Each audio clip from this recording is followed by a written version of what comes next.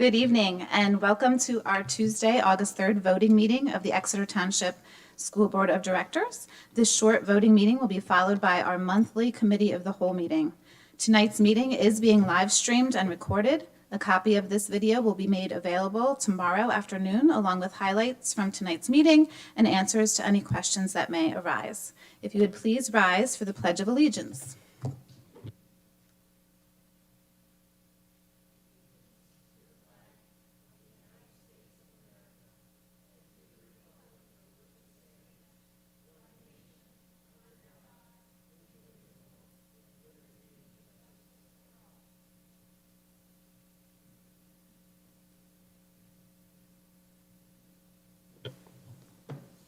Mr. Fike, if, ooh.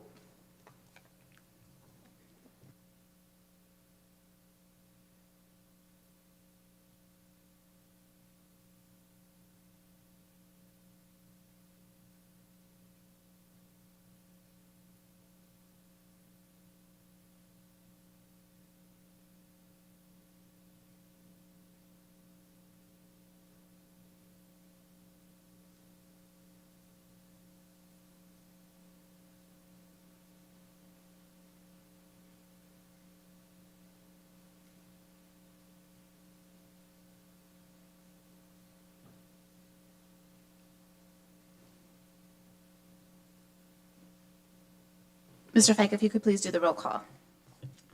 Allison Wilson. Here. Hunter Ahrens. Here. John Fiddler. Here. Dr. Ann Herring. Here. Dr. David Hemberger. Here. Michael Chapina. Here. Dr. Sharon McClendon. Here. Uri Miller. Here. Michelle Stratton. Here. All present. Thank you, Mr. Fike. In addition to the 9 board members in attendance this evening, we are also joined at the board table by our solicitor, Sharon Montaigne, and members of the school district administration, including Dr. Kimberly Miner, superintendent, Dr. Eric Flam, director of teaching and learning, Mrs. Dawn Harris, director of pupil services, Dr. Christy Haller, director of human resources, and Mr. Brian Fike, who serves as our director of finance and support services, as well as our board secretary. This evening, we will be following Board Policy number 903 regarding public participation in board meetings. This policy was adopted on March 31st, 2020. I would like to read the policy as written this evening. The board recognizes the value of school governance of public comment on educational issues and the importance of involving members of the public in board meetings. The board also recognizes its responsibility for proper governance of the district and the need to conduct its business in an orderly and efficient manner. The board adopts this policy to govern public participation in board meetings necessary to conduct its meeting and to maintain order. In order to permit fair and orderly expression of public comment, the board shall provide an opportunity at each open meeting of the board for residents and taxpayers to comment on matters of concern, official action, or deliberation before the board prior to official action by the board. The board shall require that all public comments and those related to proposed actions of the board be made at the beginning of each meeting. If the board determines there is not sufficient time at a meeting for public comments, the comment period may be deferred to the next regular meeting or to a special meeting occurring before the next regular meeting. The presiding officer at each public board meeting shall follow board policy for the conduct of public meetings. Where her ruling is disputed, it may be overruled by a majority of those board members present and voting. Whenever issues identified by the participant are subject to remediation under policies and procedures of the board, they shall be dealt with in accordance with those policies and procedures and the organizational structure of the district. The board requires that public participants be taxpayers or residents of this district, or anyone having registered a legitimate interest in a contemplated action of the board, anyone representing a group in the community or school district, any representative of a firm eligible to bid on materials or services solicited by the board, any district employee, any district student. All individuals wishing to participate in a public board meeting shall register their intent with the board secretary prior to the meeting and shall include the name and address of the participant, topic to be addressed, and group affiliation if applicable. Participants must be recognized by the presiding officer and must preface their comments by an announcement of their name, address, and group affiliation, if applicable. Each statement made by a participant shall be limited to 4 minutes duration. No participant may speak more than once on the same topic, unless all others who wish to speak on that topic have been heard. All statements shall be directed to the presiding officer. No participant may address or question board members individually. The presiding officer may interrupt or terminate a participant's statement when the statement is too lengthy, personally directed, abusive, obscene, or irrelevant. Request any individual to leave the meeting when that person does not observe reasonable decorum. Request the assistance of law enforcement officers to remove a disorderly person when his or her conduct interferes with the orderly progress of the meeting. Call a recess or adjourn to another time when the lack of public decorum interferes with the orderly conduct of the meeting. Waive these rules with the approval of the board. The portion of the meeting during which the public is invited to speak shall be limited to 30 minutes. Electronic recording devices and cameras, in addition to those used as official recording devices, shall be permitted at public meetings under guidelines established by the board. No placards or banners will be permitted within the meeting room. The meeting agenda and all pertinent documents shall be available to the press and public at the meetings. I would like to call Mrs. Harvey for public comment.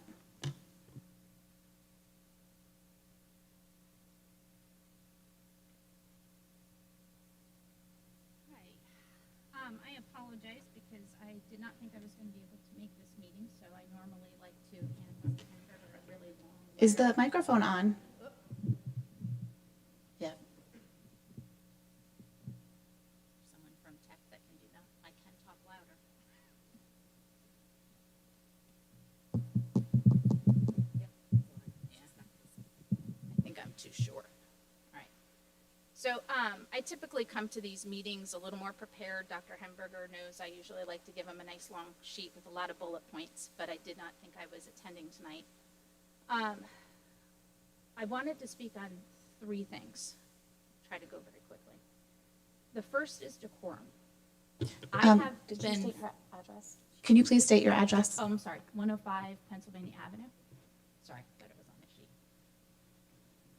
The decorum at the meetings, I've been in the district for quite some time. A few people in the audience know I've been very active with the merger, with the garage issues, with the gifted program. Anytime we have budget cuts, I'm here. I have no problem speaking out. I like to think that I have been firm, passionate, but always respectful. I'm very disheartened to see the board meetings over the past few months, the decorum of the community. My son watches the meetings with me, makes comments about the parents, about how disrespectful they are to the board, and it upsets me.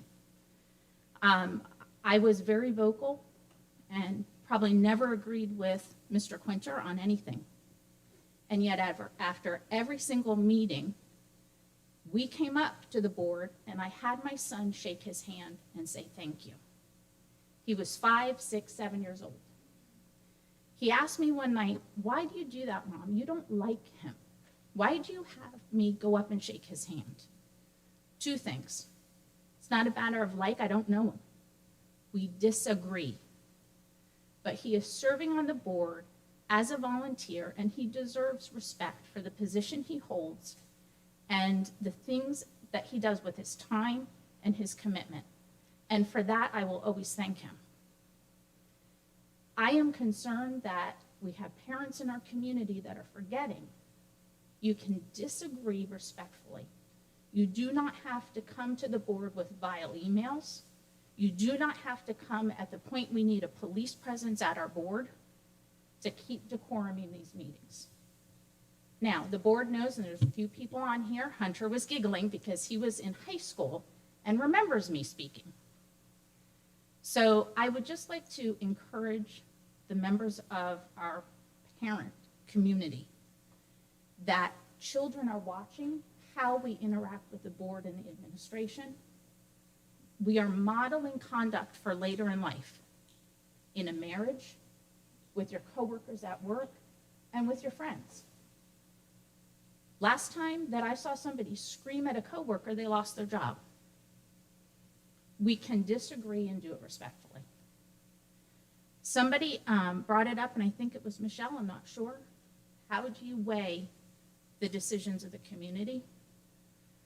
The masking thing, I cannot get into tonight. It would take me forever. All I can encourage you all to do is follow the science. It's there. For the parents in the community, I work in healthcare. Science changes. A decision this week does not mean it's going to be applicable next week. It doesn't mean it'll be applicable 2 months from now. We need to go with what's happening in healthcare and what's happening in our world.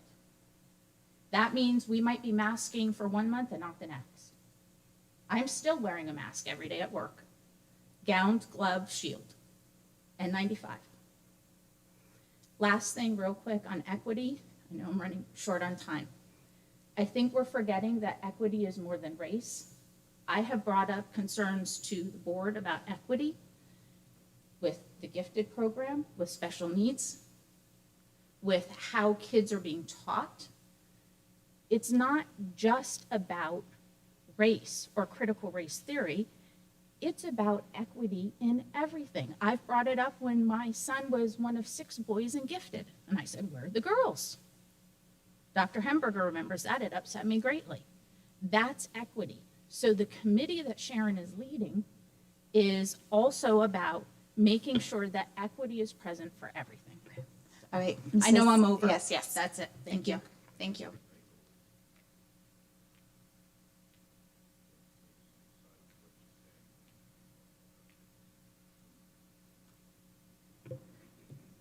Elizabeth Papich.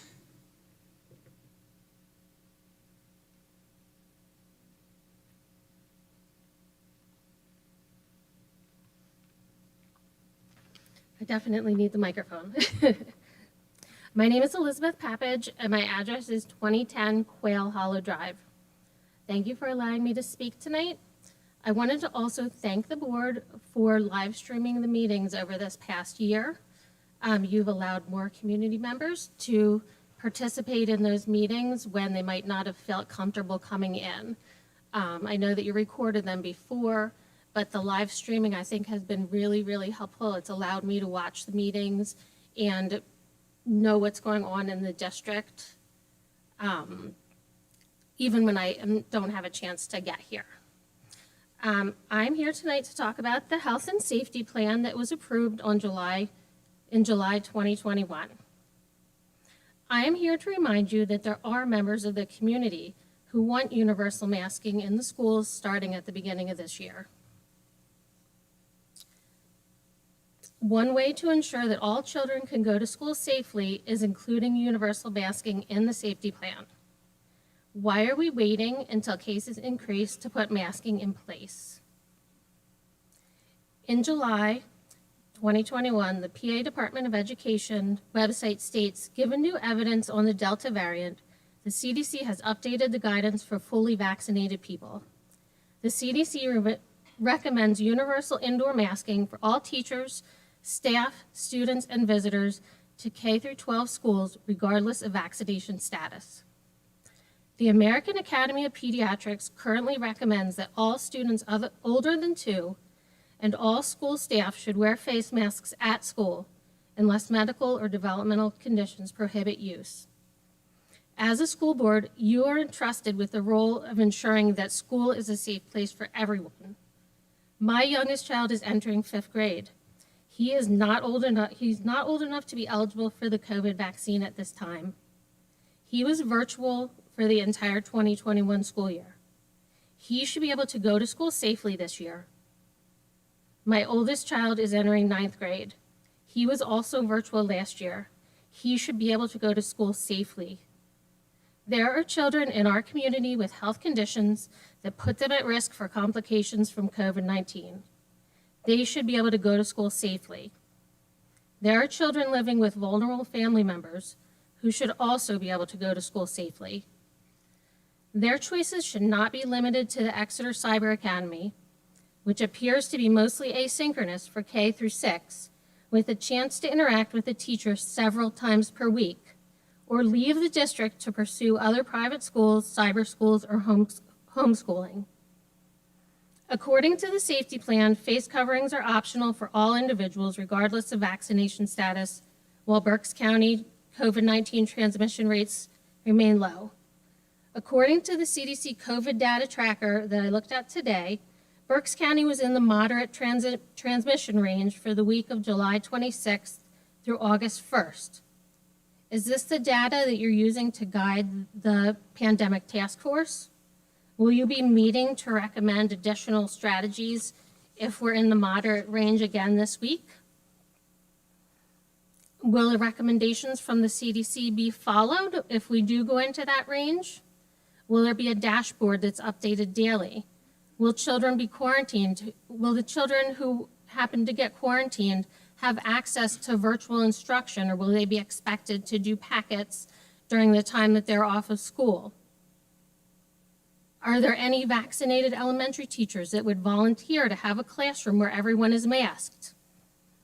These are a few of the questions I have about the upcoming school year as it quickly approaches. Thank you. Thank you for your comments, Mrs. Papich. Andrea Battler. Oh, no comments. Mrs. Gardella.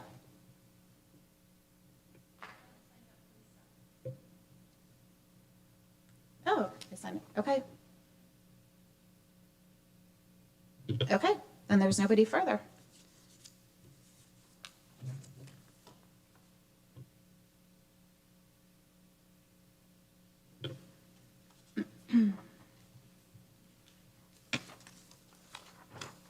All right, Mr. Japino, Personnel Committee items. Thank you, Mrs. Wilson. It is recommended the Board of School Directors approves the additional teacher summer hours for IEP writing, items 1 through 4. Second. Any discussion?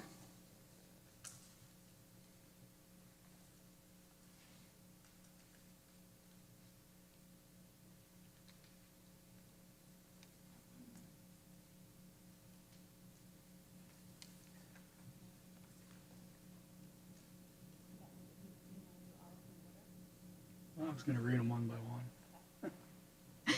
Okay, all in favor say aye. Aye. Aye. Any opposed? Any abstentions? Motion carries. It's recommended the Board of School Directors approves or ratifies the following resignations, support staff items 1 through 4. Second. Any discussion? All in favor say aye. Aye. Opposed? Any abstentions? Motion carried. It is recommended the Board of School Directors approves or ratifies the following appointments. All appointments are contingent upon receipt and district approval of all necessary pre-employment forms, certifications, state mandated physical examinations, and clearances. Certificated staff items 1 and 2. Second. Any discussion? All in favor say aye. Aye. Opposed? Any abstentions? Motion carries. It's recommended the Board of School Directors approves or ratifies the following leaves of absence. Item number 1. Second. Any discussion? All in favor say aye. Aye. Aye. Opposed? Any abstentions? Motion carries. It's recommended the Board of School Directors approves the additional teacher summer hours for IEP writing, items 1 through 4. Did we do that one?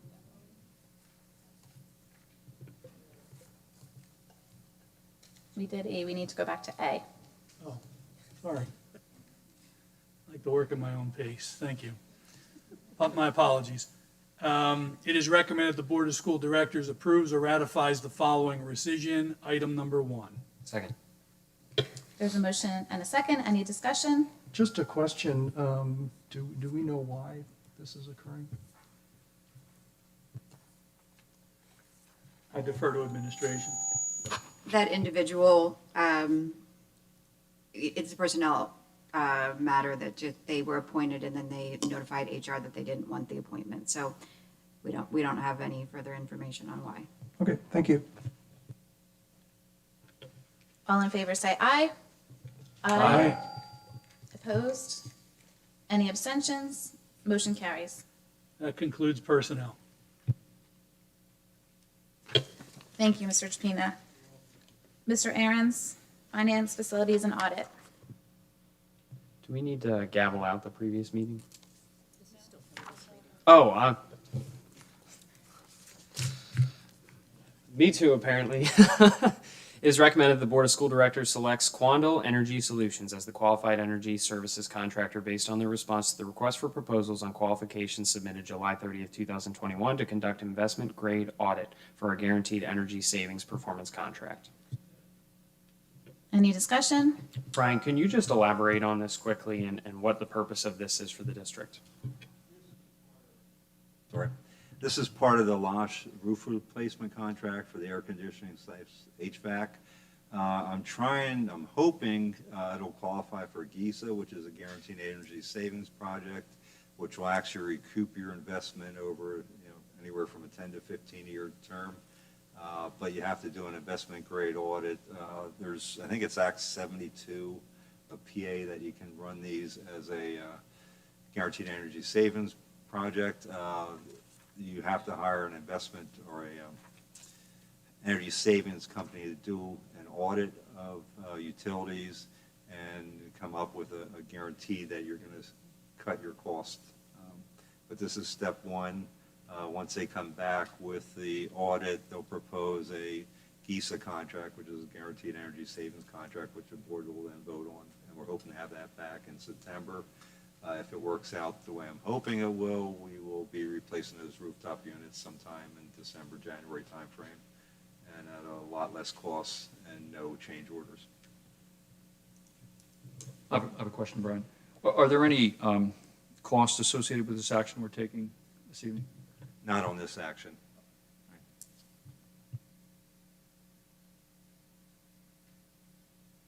I do have a question. Why was this firm selected? How many submitted a bid, and what made this firm stand above all the others? I actually had 4 firms submit the bids. 2 of them did not provide their audited financials, so I disqualified them.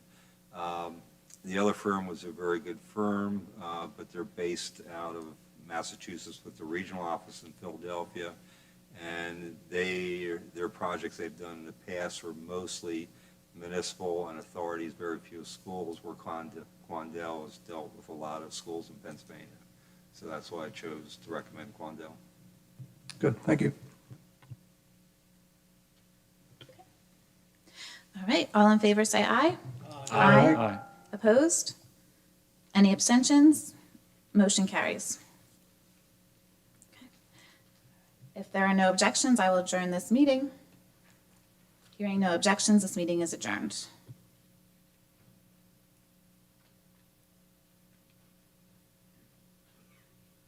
Okay,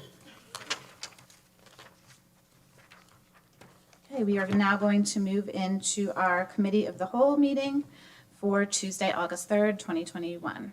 Mr. Fike, if you could do the roll call, please.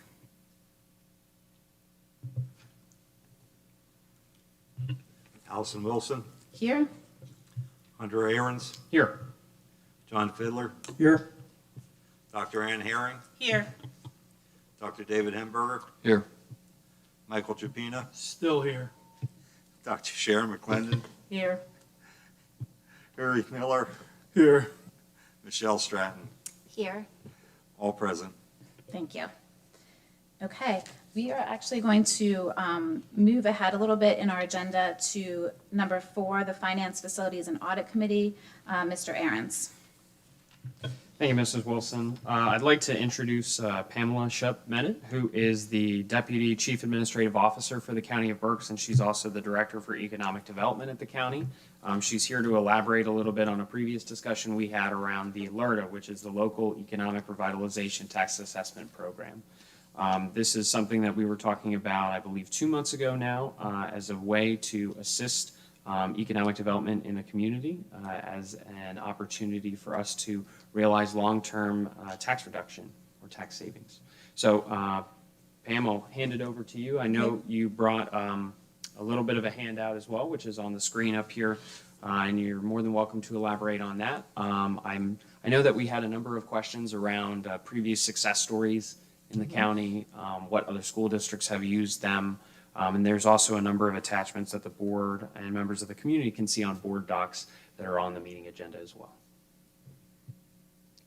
Thank you. Sound okay? I appreciate being able to be here tonight and really provide some background on how this has been used as a tool within Berks County. LERDA, which stands for the Local Economic Revitalization Tax Assistance, is what LERDA stands for. It is actually one of the very few tools that is a locally controlled incentive. Another locally controlled incentive that Exeter may be familiar with is TIF, the Tax Increment Financing Program, and that is a program that was actually utilized when Exeter Commons was constructed. So one of the reasons that we look at LERDA to be used in Berks County is because there's very few incentives that exist anymore at the level of the Commonwealth of Pennsylvania. And many years ago, there were a lot of programs. There were not only tax abatement, there were tax credits, there were incentives for job creation, there were a number of low-interest loan programs. Many of those have gone away. The low-interest loan remains, but actually in June of last year, the job creation tax credit program itself even expired. So there's very little that allows the Commonwealth of Pennsylvania to be competitive with other states. And then there's very few things that we have control over at the local level, again, LERDA being one of them. So when a company decides to put Pennsylvania in play, and specifically Eastern Pennsylvania, Berks County is really competing with our surrounding county partners, and the difference maker really can be a type of local incentive. So our surrounding counties, Lebanon and Schuylkill in particular, have several LERDAs in place. Now, when I say that, there are two ways to also go about implementing a LERDA program. One can be that it's project specific. So one of those, for example, took place out in Bern Township. That was Schuylkill Valley School District. And ESSER was looking to expand its corporate headquarters and put in a research and development facility.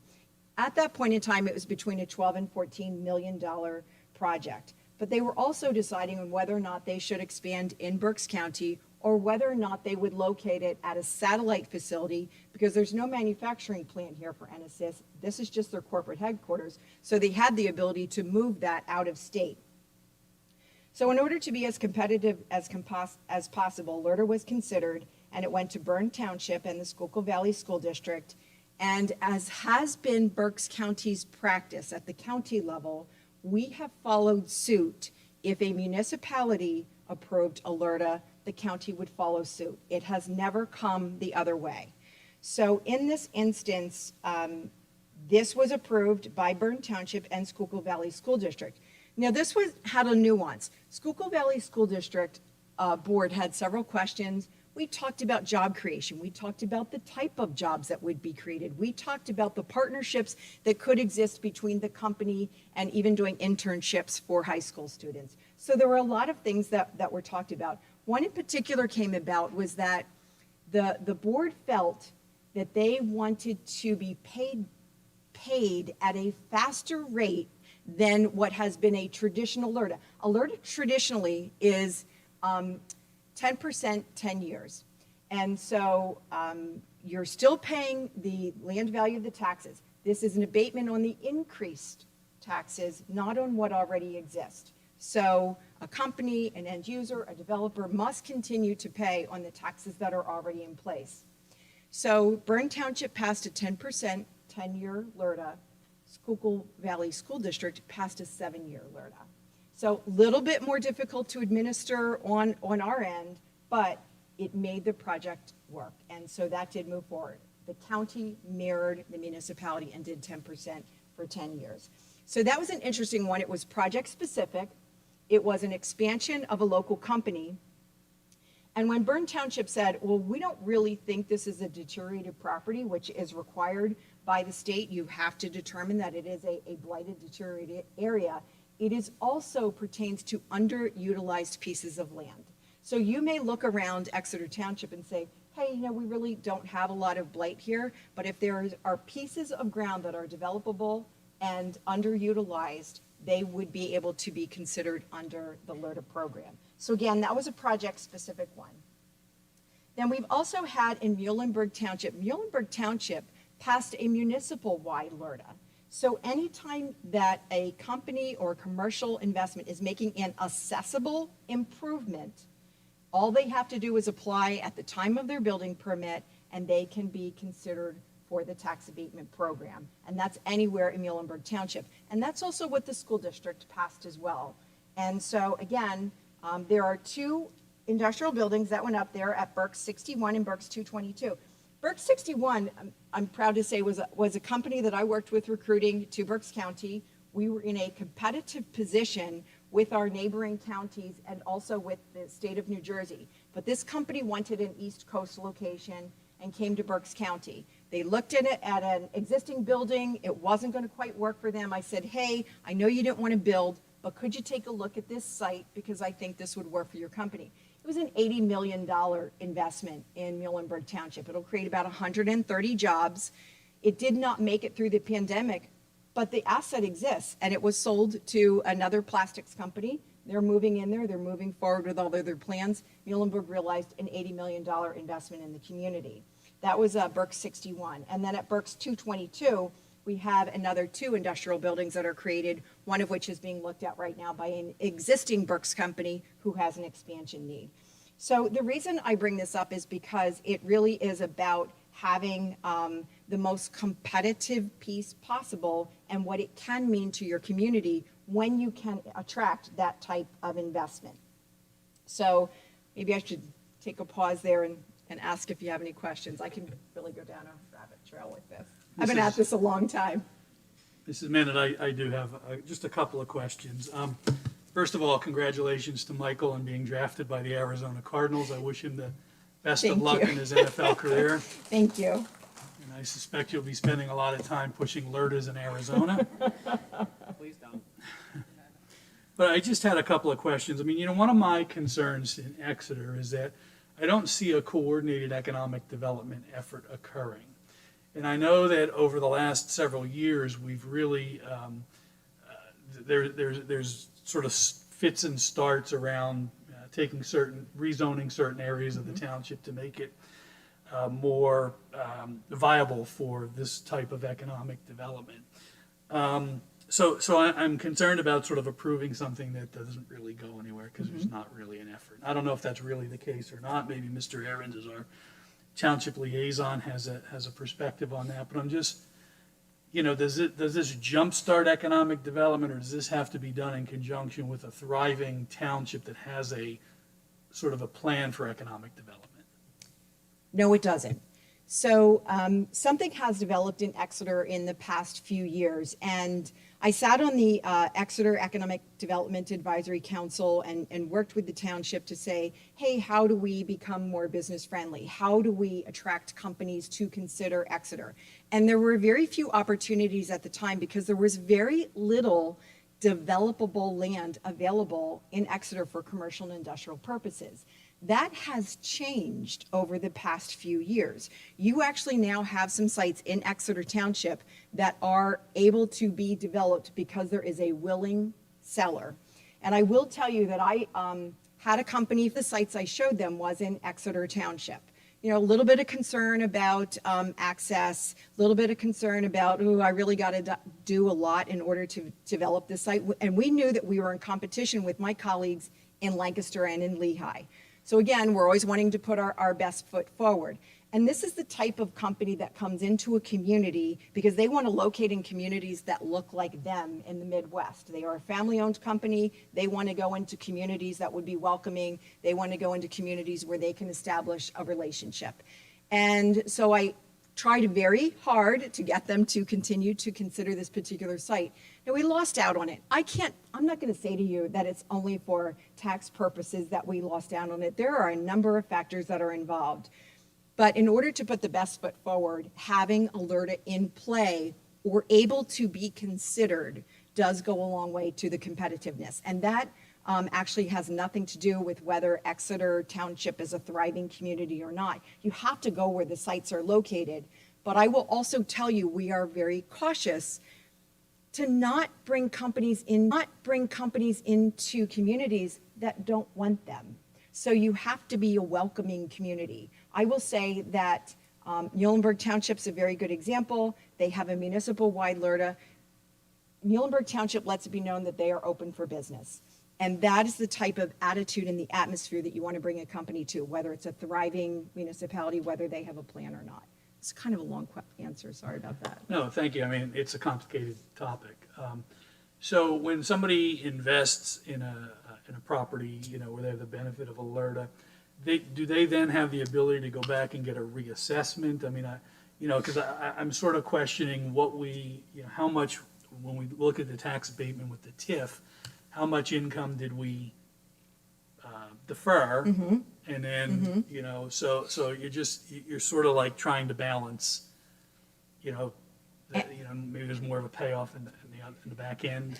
And it is a balance, because one of the things that you also experience is that if you can get a site to market faster, obviously that's the faster that the tax income comes as well. Now, your solicitor may correct me. We had a situation where that very question was asked as a LERDA was being considered. So there was a gentle person's, an agreement of integrity that said, we will not pursue any reassessment if you approve the abatement. I am not sure that you can actually engage and enter into a legal contract that precludes you, precludes you from seeking reassessment, but there was and I'll say it was an agreement of integrity. And I will say that project never pursued a reassessment during the time of its LERDA abatement period. Could I just ask you maybe to expand on the idea of a reassessment as well? If a property is reassessed when it's already increased its value through a LERDA program, that would be a benefit to the community regardless, and they wouldn't be giving up business rights that they have anywhere else in the entire state to pursue reassessments as well. Is that correct? Hunter, can you ask that question one more time? So if a company comes in to Exeter and does improvements through a LERDA, and they do a reassessment on the property, and the reassessment is on all the improved land as well as what was previously there, it's probably still to our benefit to have them come in. Yes. Ultimately, you are going to see an increase. You actually see an increase from year 1 and 2 because it's an incremental increase. And at if it's a 10-year, by year 10, you are at the full tax assessment for the property and full tax payment. Yeah. So what has COVID done to your economic development efforts in the last 18 months? So without being tone deaf to companies who have truly struggled, there has continued to be a lot of interest in not only new businesses locating to Berks County, but in existing businesses expanding in Berks. And I will tell you right now that we have a very low industrial and commercial inventory in Berks County. I will tell you that's also not unique to Berks. My colleagues in Lancaster, my colleagues in Lehigh, my colleagues in Schuylkill County are all faced with those same type of situations. So, and what I will say is, not to go, again, too far afield, that 78 corridor sees organic logistics growth. And I'm not really referring to that at all. So we have, million square foot logistics and distribution centers, some that are waiting to be occupied. But those also compete with the Lehigh Valley, especially the Carlisle market and the Lebanon market as well. But what we really proactively go out and seek are companies who are either in the manufacturing sector or in an industrial sector where we know that there are going to be good paying jobs, provide career pathways for the residents of Berks County, and are going to make a long-term investment in our community. And then what we do is we want them to become integrated into the communities in which they locate. So I will say that it has not slowed down, and you're seeing now a number of companies who are already existing in Berks County that had expansion needs starting to expand. And there was another one announced this week, actually by a company we recruited here about 15 years ago, G&T, and they're building a new building because there was not another building to locate to. I've got several questions. You gave two examples, Schuylkill Valley and Muhlenberg. Did both of those school districts have a LERDA? Yes, they participated in the Muhlenberg School District, agreed with the Muhlenberg Township LERDA, which is municipal-wide. The one in Bern Township with Schuylkill Valley School District was project-specific. And then there are a number of other ones that have been project-specific. The very first one on the industrial corridor along 78 was Bethel Township, Tulpehocken School District, and Berks County participating. Those, that particular industrial park attracted Dollar General, PetSmart, Samsung, and North Point Development. Okay, let me try again. Did each of those school districts have a LERTA? Schuylkill Valley and Muhlenberg, or did they just piggyback on the municipalities' LERTA? A school district cannot participate in a LERTA unless the municipality itself declares a zone, either for, again, for project-specific or municipal-wide. So a school district can't go first. A school district has to follow the municipal ordinance. Okay, and what's the advantage to the school district in the Schuylkill Valley case? How did that benefit the school district and the students there? Ultimately, increased taxes, school district taxes. Do you have a number? I don't have the number for that one, and I can look that up, because that project at this point is 3 to 4 years in after construction, the R&D facility. Yeah. I can answer that because I was there. About $1.5 million at the end of the term.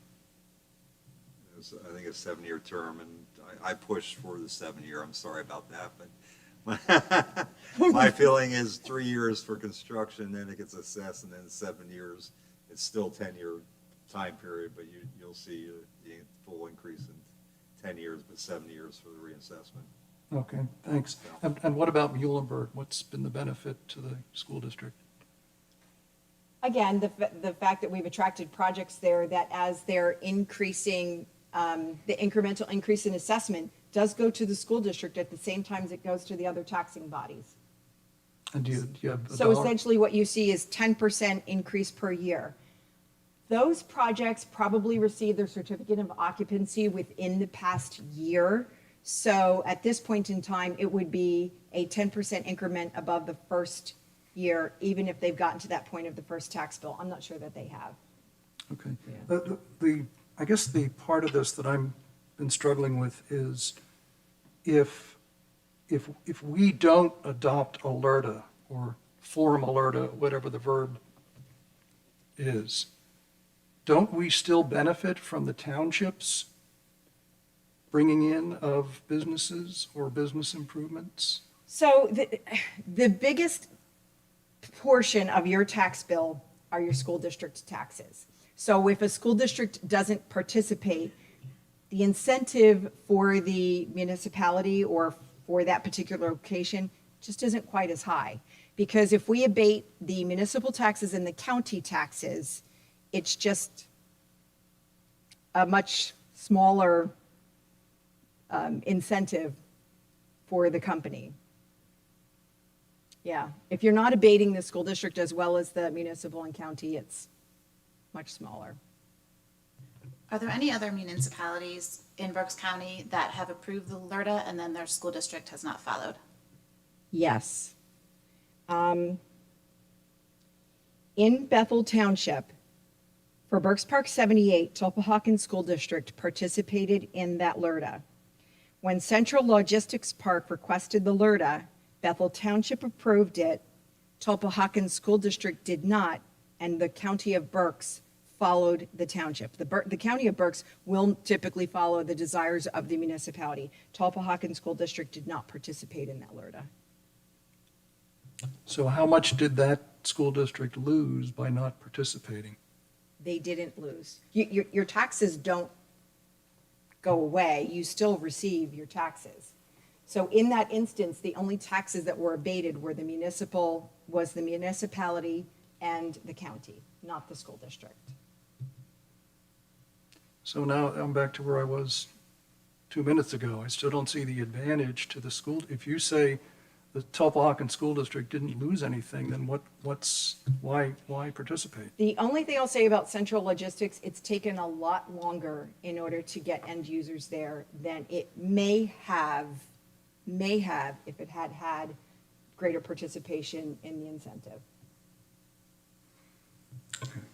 Pam, would you say that our judgment on whether or not to adopt this is whether we think that this creates a sufficient incentive for businesses to locate in Exeter Township versus somewhere else?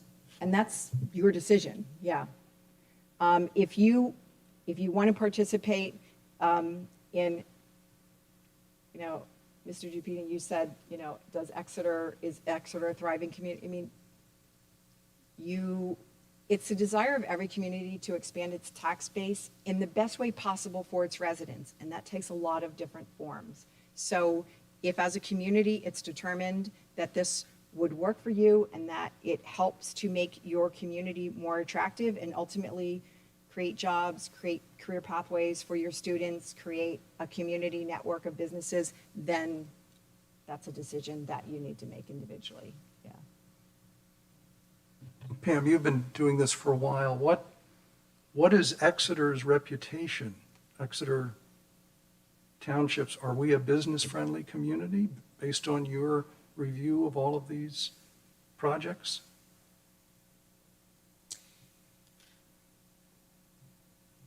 Exeter hasn't experienced perhaps as much activity as some other communities that are growth rings in Berks County. So it's a little bit difficult to assess that because the level of activity has not been quite as high. Well, can you talk about the effects of the effects on other school districts and municipalities that also have low levels of activity? And what is their reputation like out in the world? So really what would assist a community's reputation is if there is a clearly identifiable and clear pathway to receive permits. So if the zoning number one, which is the very first threshold requirement for a project to consider a site, is appropriately zoned, whether it's for industrial purposes, light industrial, commercial industrial, whatever that may be, that's really one of the first thresholds. So you have to look at the zoning of a community. There are communities in Berks County that do not have individual commercial industrial sites or zoning because they participate as part of a joint plan, so they can address that in other ways. So there are some communities who are not looking to grow their commercial and industrial base. So if there are communities that are looking to do that, we just try and work with them to say, let's find you the best possible projects we can find you. Okay, thank you. Pam, I have a question. Of school districts, how many do a district-wide, or do most of them say we'll look at it case by case? It just depends. And again, the municipality has to be the lead on this. So, for example, in Muhlenberg Township had to make the decision that they were going to make the request for a municipal-wide LERDA to the school district. So in this instance, if it was municipal-wide, Exeter Township would have to be the lead on a municipal-wide LERDA. Oh, no, what I meant is, if the township did a municipal-wide, how many of the districts say we'll accept whatever the township, or we want to look at it a case-by-case basis? At this point, they have all said that they will go with the project that has appropriately gone through any land development. So if it's appropriately permitted, the school district has followed suit in those instances. Thank you. Can I ask a question? I'm sorry, excuse my ignorance. Has Exeter Township adopted the LERDA fully, municipality-wise, wide? Go, please enter, go ahead. So Exeter Township does have an ordinance that I believe was adopted in 2014. It was either fall of 2014 or spring of 2015. Winter of 2015, my apologies. The map that they use is not a township-wide map. It is a specific parcel map that was utilizing the county's 2030 growth plan, and then also some specific parcels that they put on. That's one of the attachments on board docs that you can see in there. So we would be only able to use those parcels that are identified, and whether we did project or just use their map, we would have to use their map at the very most. So is that area considered what you would call municipal-wide? So I guess what I'm saying is, can we then turn around and just do project-specific if the township is considered municipal-wide? When Exeter passed their ordinance, in an ideal world, the school district would have come immediately after that. Like the township would have come to you and said, hey, this is what we're doing, this is the path that we're following, will you follow suit? And I'm suspecting that that didn't happen. It sort of did? Okay.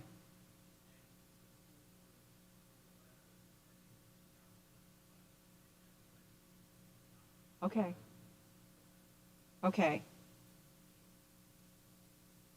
Every situation is unique. The fact that this is a little bit lagging isn't terribly detrimental. You could choose to, and again, I apologize, I don't want to give any legal, I suspect you could choose to follow the growth area map that they adopted verbatim, or some hybrid of that. And I would leave your solicitor to give you some advisement on that. So as a hybrid, can we just be project-specific? Yes, you haven't committed to anything, so you could be project-specific, and I'm not making any recommendations in any direction. The benefit, the limitation of being project-specific, if you're trying to advertise yourselves as a pro-business community, is that it's a roll of the dice every single time, versus if you do a map-wide commitment, then everybody knows that the school district is committed to that. Mm-hmm. That's all. Just one more question. How many LERDA projects has Exeter started, welcomed, accepted since 2014? Hunter, are you aware of any? I am not. I'm not personally aware of any. I think that would be something that we'd have to ask the township. And we did engage with the township manager, and he did recommend a LERDA to us. Okay. So then LERDA isn't the same as the TIF that they utilized for, okay. Yeah. So, does anybody else have any questions for Pam? Because I think I don't want to dominate curriculum's time. Oh, sorry, Harry. So I had a couple questions. Mr. Fike had the one concern that I had was just basically choosing, can we pick and choose? If a company comes and said they want to open up a roller skating rink at the old building over there, I would love it, and I will definitely give them a tax break because it helps the children in our school district. But the concern that I have, and this is kind of like on the side of this, is that statistically, people don't live where they work.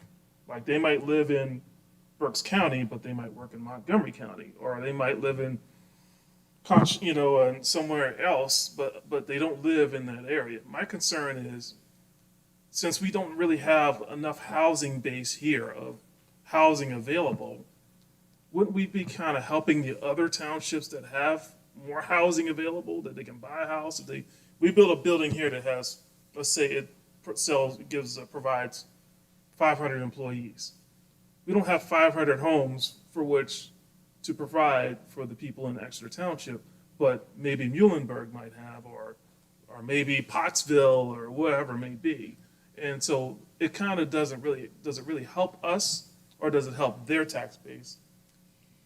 So that's very interesting because most school districts don't want their student base to expand, but they would like their tax base to expand instead. Right. And in this instance, your tax base would expand through a commercial industrial tax increase and not the residential tax increase or the residential burden of the students. And please, when I say that, that is no aspersions on the student population. So essentially, in this instance, it's almost the reverse. You as Exeter School District receive the benefit of the tax base, and someone else has the child who may be of school age. Yeah, but I think it's more like about the quantity too. So for example, we can get more, if there's people paying $6 or $7 grand for housing in this area, and there's like 50 homes, we will get more from that than that one commercial business. Would you agree, or would you not agree? Usually, it's the flip reverse of that. Okay, all right, Yeah. all right, thank you. The majority of examples that you gave were industrial based, so I'm curious from a tax standpoint, that sounds wonderful. From seeing and hearing friends, their concern is more with the fun stuff, a Home Goods, a Trader Joe's. What is the possibility of incentivizing those types of businesses with the LERDA? You could, as long as if it is in a LERDA area and there is an accessible improvement, it could be part of that program. Yeah.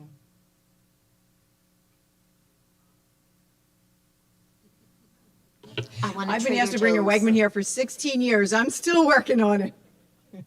But we have wonderful local businesses to support as well, so, yeah. Does anybody else have questions for Pam? Are we going to come back to this after curriculum then? Yeah. I just meant for the rest of the business functions and maybe a conclusion of the conversation, because I don't think Pam needs to be here for when we figure out how we want to move forward. And I'm happy to answer any additional questions you have. If there's any other information that you need me to obtain for you, just for information purposes, just let me know. Here to help. Thank you. Thank you. Okay, we're going to go back on our agenda then to letter C, the meeting minutes. They're attached. Does anyone have anything they'd like to change or say about the meeting minutes from July? Okay, then we're going to move on to the Education Committee. Dr. McClendon.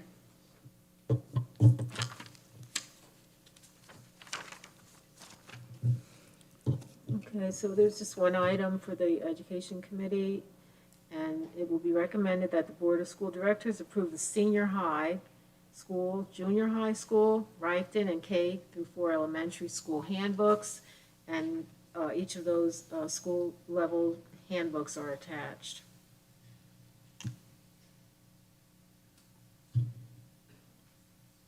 Second. We're not voting, it's just for discussion.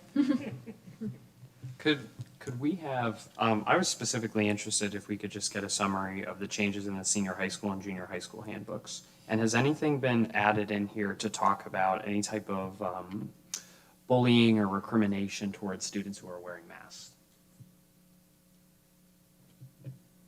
So I was going to say, I think I can answer some of the questions about the handbooks. And so thank you for your question. So specifically regarding all of the handbooks, there were some minimal changes for this upcoming year. And I want to explain a little bit in more depth what the upcoming plan is for handbooks as well. So changes to the handbooks for this year just included condensing the transportation section. Mr. Fike is going to be speaking about some changes to transportation that are safety related in a little bit, and so we condensed that section to reflect that. And then in addition to that, we did some condensing in the dress code as well, and some updating in the dress code, particularly with regard to head coverings. We've now included head coverings under outerwear and have not kept it as a separate bullet. Standing out as a separate bullet tends to make it look a little bit discriminatory towards folks who may be wearing a head covering for religious reasons.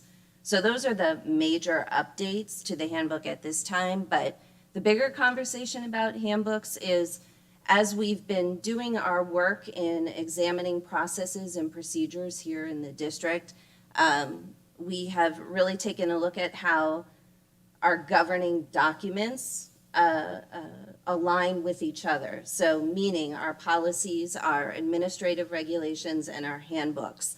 And thanks to the board's support, we've been able to work through a massive amount of policy work this year and get our policies up to date, which is the most important part because, as you know, policies drive what we do here in the district.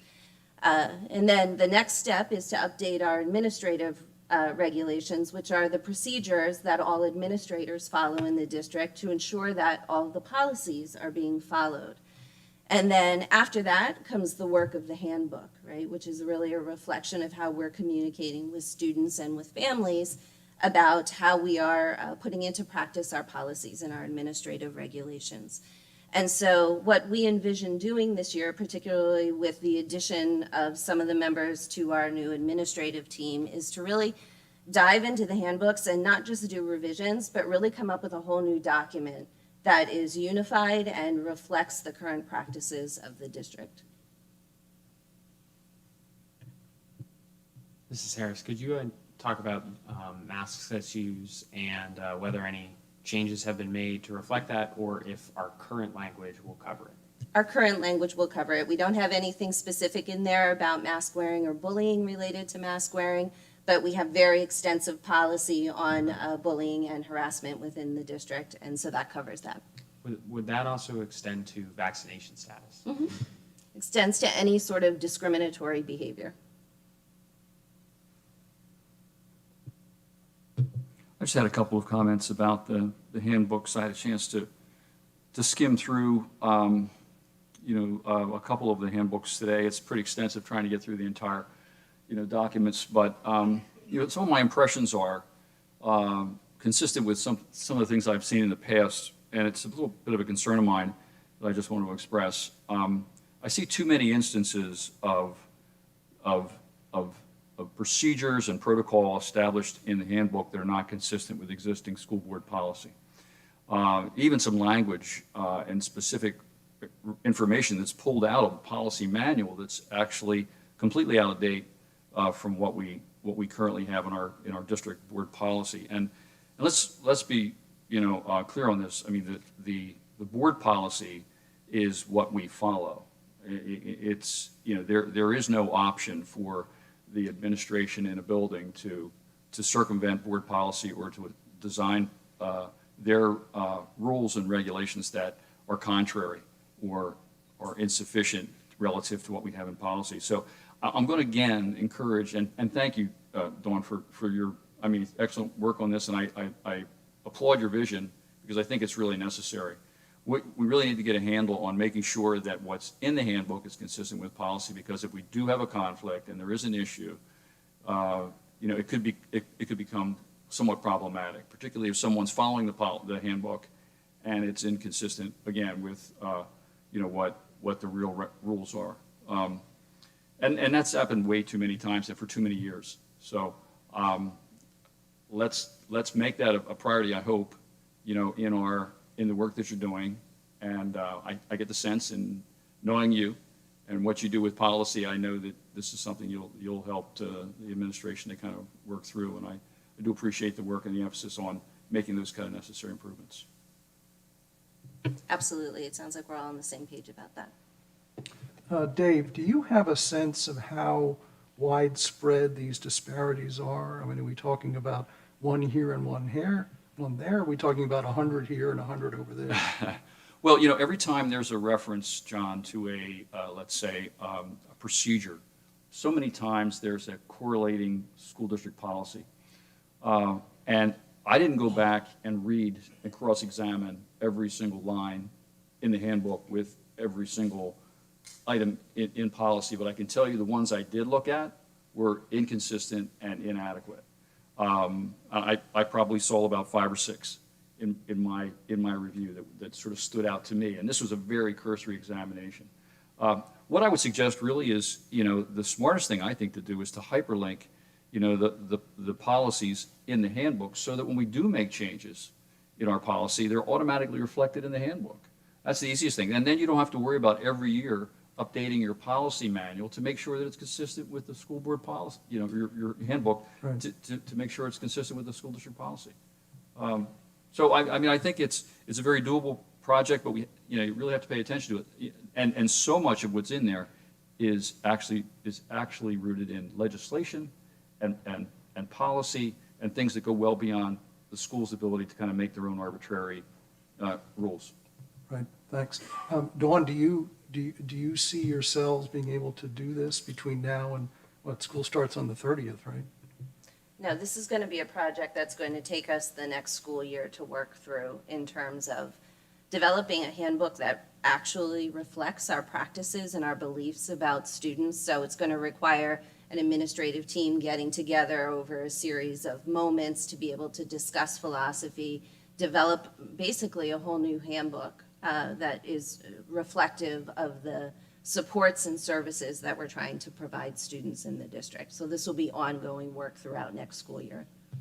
Great, thank you. Yep. However, what happens in the meantime if a problem arises in one of the schools? Policy, that- policy always supersedes any other procedure that we have in the district. So Okay. that's why we did all of that work in updating the policies first and prioritized that, Got it. so that at least our policies were reflective of current practices as well as current legislative updates and things of that nature. And then, as I said, the next piece in between handbooks and policies is those administrative regulations. So we need to make sure that our administrators are all on the same page about what the procedures are related to policies. So that means rewriting and revising all of those administrative regulations. And then that work will translate down into the handbooks. So it's a big undertaking, but we've Sure. already knocked out a big chunk of it by working on all the policies this past year. Right. And are we intending to distribute these handbooks this year? Yes, these are the functioning handbooks that have already been in place with just those small tweaks Oh. that I talked about. And will there be some sort of disclaimer at the top saying that these will be undergoing further review throughout the year, blah, blah, blah? I think the board discussion is that disclaimer that, we'll be doing that. We're on record here saying that that's a project that we're going to undertake. And so. just a question about distribution, does every student get a copy of this, or is it just available to the students online? How does that work? So it's actually in a couple of places. It's in Skyward, which is the student database. So when families go in to do all of their yearly updates for contact information, there's a series of sign-offs that they also have to do on different things. And the handbook is located in there for them to view. And then Mr. Calamita also links handbooks on the website. Got it. Thank you. Yep.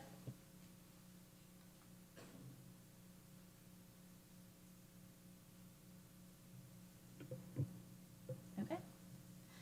All right, Dr. McClendon, good? Okay. All right, then we're going to move on to athletics and extracurricular activities.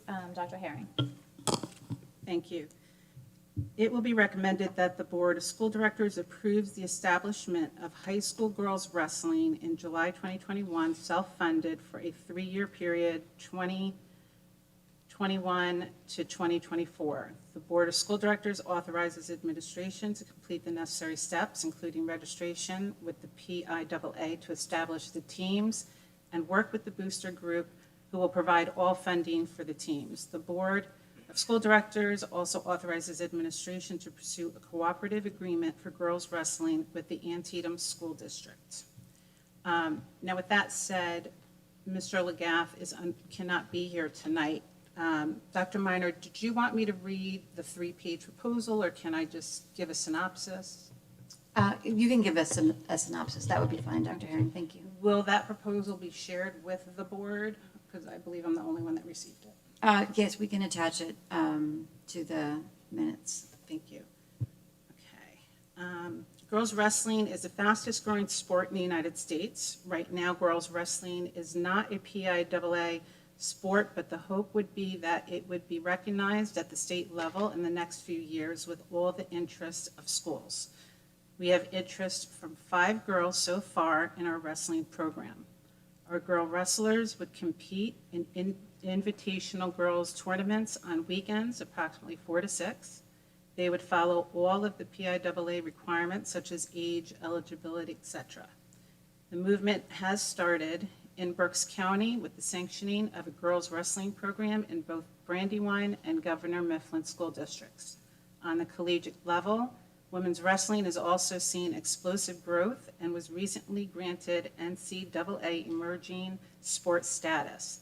There are over 85 collegiate women's wrestling teams in the U.S., with 6 of them being in Pennsylvania. And there are significant opportunities for girls right now to obtain scholarships to post-secondary instructions.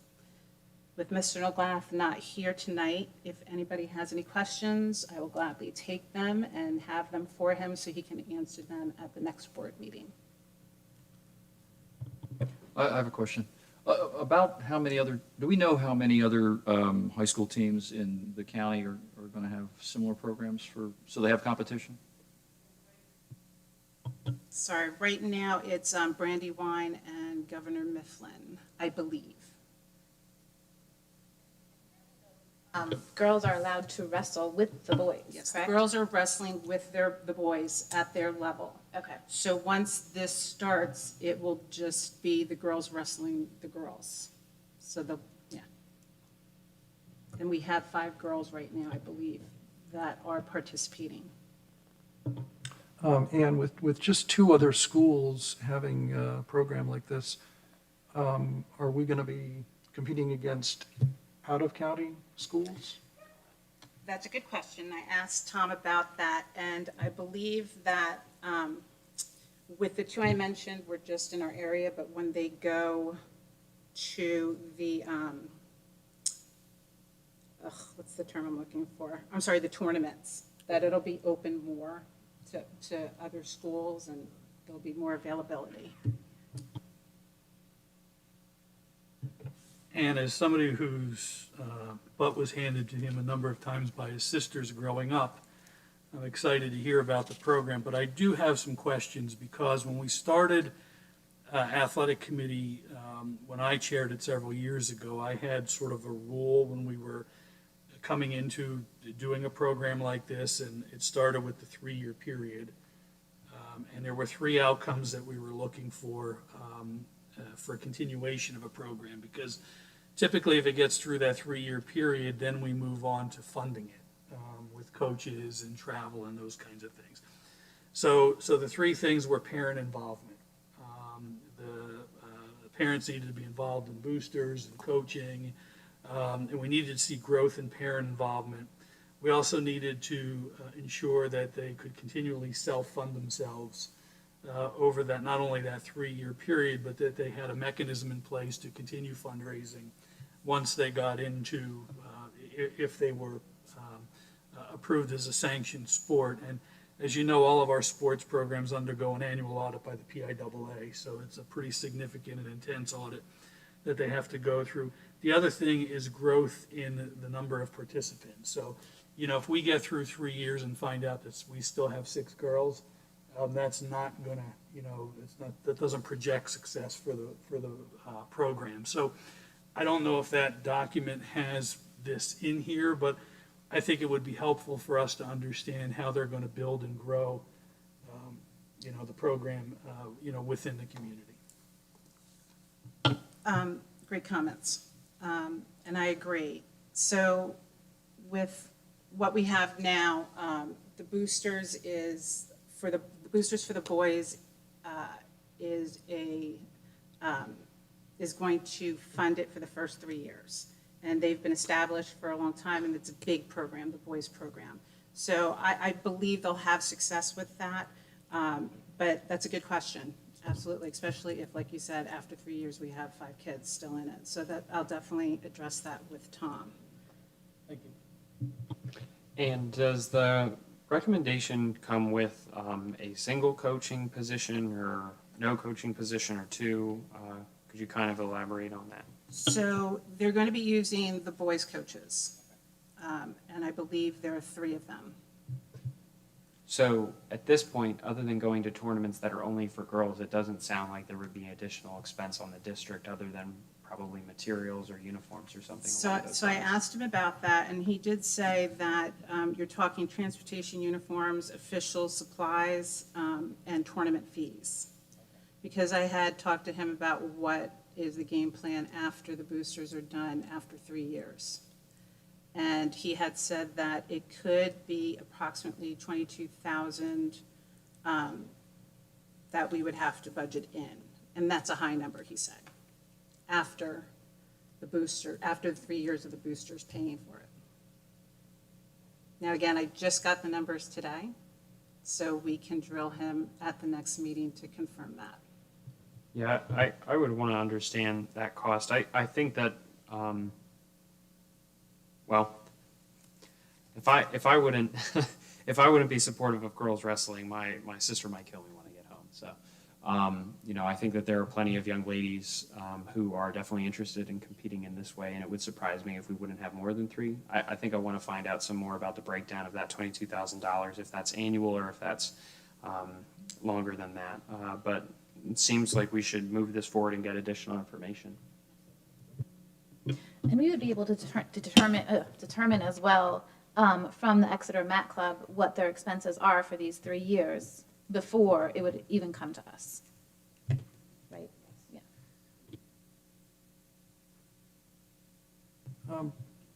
What about the rules? I mean, aren't boys basketball, girls basketball, aren't there differences in how the game is played and scored and all of that? What about the rules? Are they just going to follow boys' rules, or is there a separate PIAA format? I don't expect you to have the answer to that thing. But it might be a question for Tom, and I'd be glad to ask it. That is a good question for Tom. He did send me a link that I will share with the board that has more information about that, and I think it has even the rules and regulations, so I will share that. Thank you. Thank you.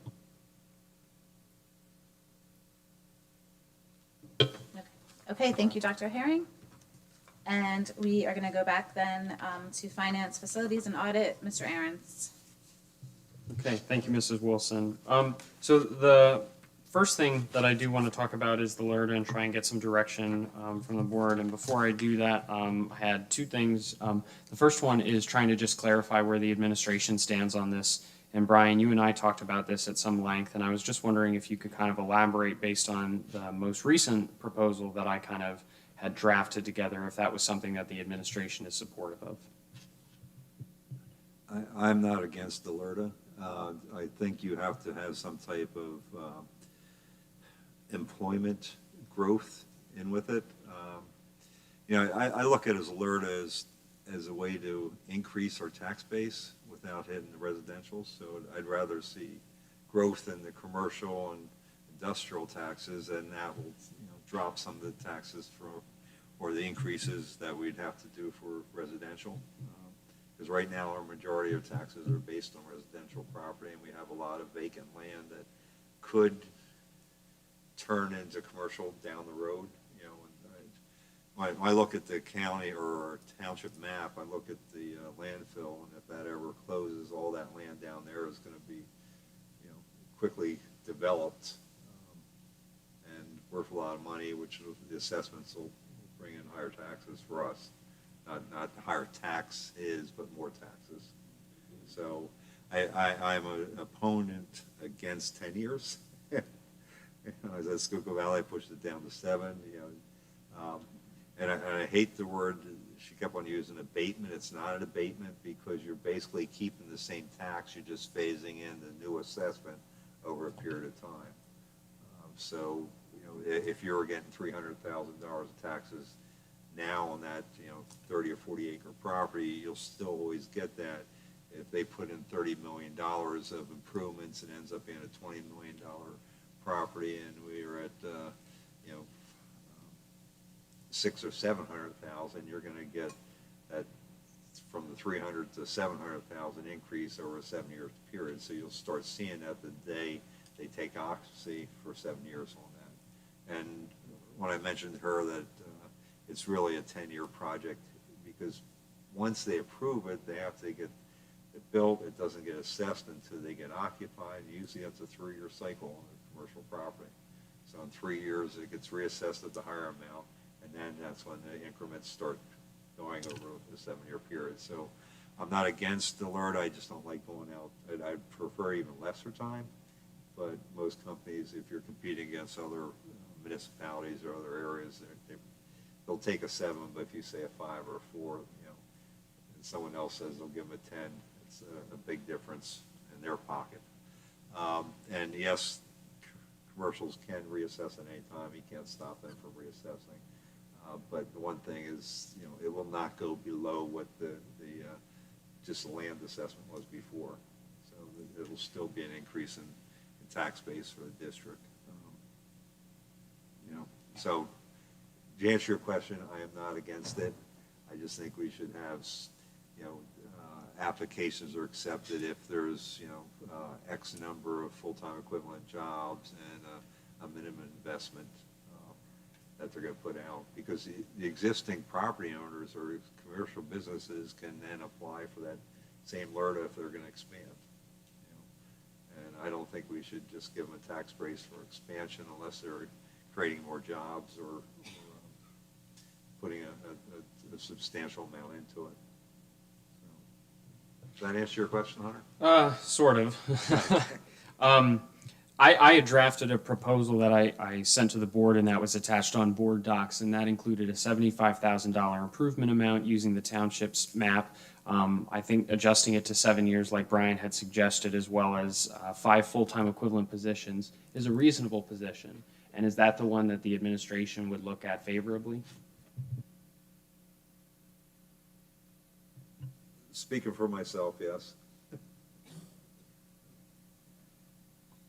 So I think that we should move this forward and to have it drafted, because we'll have to have it drafted, I believe, as a board resolution, and then be able to understand more better the nuance that would be associated with it. I think that we've heard numerous amounts of information from the township manager, now from the director of economic development for the entire county, who's been in this business. And I'll also tell you, and Pam didn't talk about this, but she was also elected as the president of the Economic Development Association of Pennsylvania at one point. She knows this work well. The township has asked, I'll clarify, the township has endorsed the school district using LERDA, and the township is making great strides right now to draft a plan around economic development to support commercial and industrial development in the county, in the township. I think that we should come alongside those efforts. Ultimately, this is one of the only opportunities that we have for long-term improvement of our tax base, specific to industrial and commercial uses, and that provides relief for the residents, especially if we're able to get some of the developed land along 422 heading down towards Amity Township to be developed. That would be extremely exciting.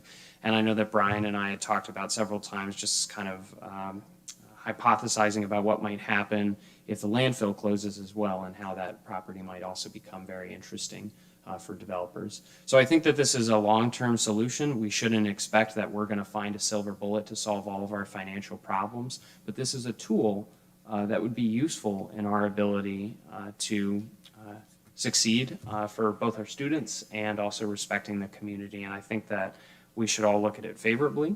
I've provided a lot of information. Pam was able to talk about some specific projects that I didn't have knowledge of. And there's a lot of information that's out there in the news media for us to be looking through, and I hope that some of you have in the meantime. So I really encourage that the board would move forward with this proposal, and that we would get it into a draft form so that we know exactly what the process is going to be and how it's going to look like when we're going either project base or just using the map as a base, and I'd be happy to support either way. Hunter, could we get information from the township about how many LERDA projects they've entertained or welcomed, or whatever the verb is, in the last 7 years? Yeah. You have Jeff Bartlett's email. You can email him. I don't mean to be rude about this, but this has been something that I've been providing information on for 6 months now. Well, what is the number then? I don't know. So you can email him. Okay. This has been something that we've worked through extensively, and, we really don't lose anything from this, and I think that we really gain the ability to market ourselves in a more significant way than before.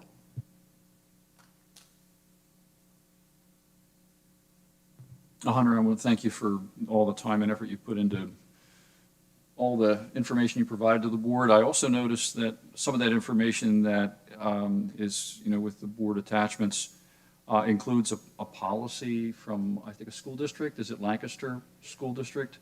And you mentioned a resolution. Procedurally, does it make sense to go with a resolution or policy? What's the best route legally for the district to kind of pursue this?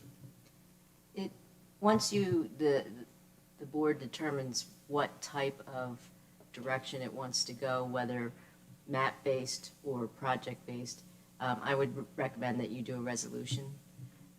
In order to get to a resolution, if everybody's committed to a resolution, whatever it turns out to be, I would suggest that that's sort of a negotiated work through with the township so that you get the language that works for everybody. You don't want to have a resolution that we all love and then the township, it doesn't work with what they've already done.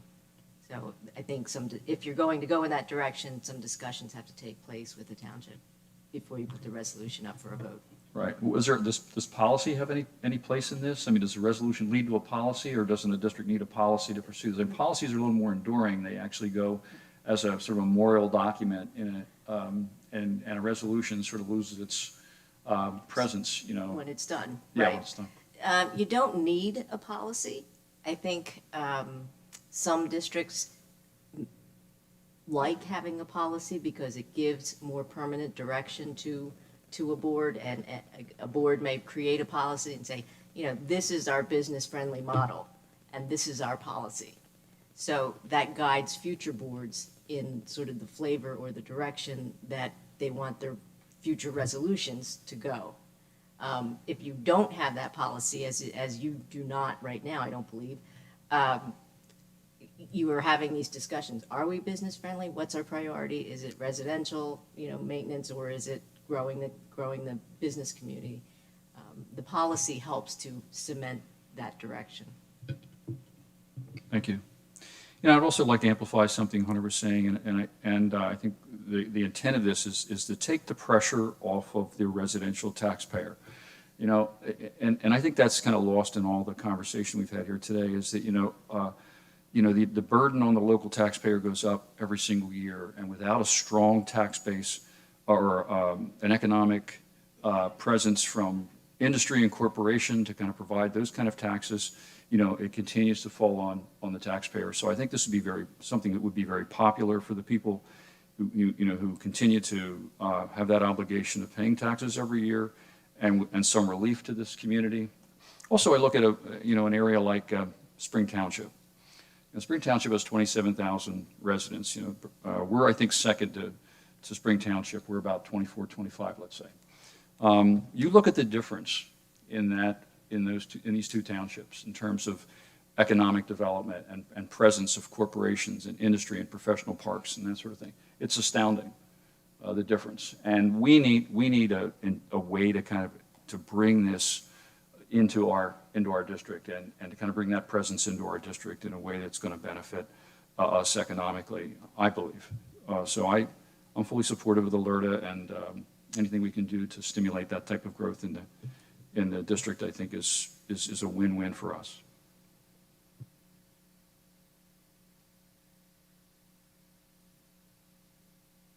I think the question is now, are we going to go by way of a map-based, or are we going to do,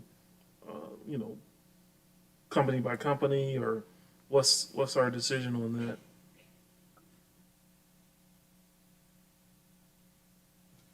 I have a preference, but I think you guys probably know that I'm willing to go with whatever is going to give us the most competitive advantage. But if the board feels that the best way is to go project-based, I'd be willing to support that as well.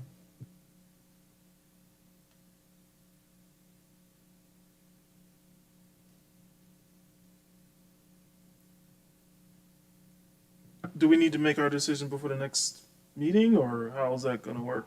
Are Are we gonna write it up and? Well, we couldn't adopt anything until it's been drafted. My suspicion would be that it'd probably take more than a week to draft, especially if we need to coordinate with the township solicitor. We do have their ordinance, so that would probably be a great starting point, but probably a conversation would be needed somewhere in between there.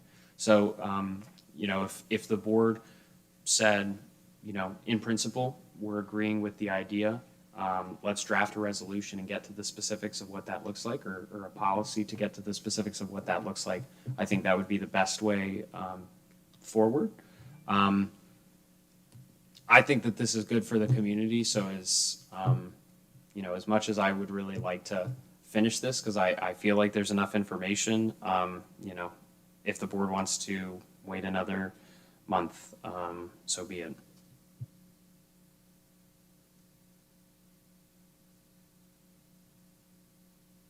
I've heard 2 people that are in favor. Anybody else interested in moving this forward? I'm in favor. Michelle, is that more project-based or map-based? I'm okay with map-based because listening to Pamela speak, she made it sound like that would be more desirable to businesses. And I think if our goal is to be desirable to businesses, then that's what we need to do. Yeah, I'm for map-based as well.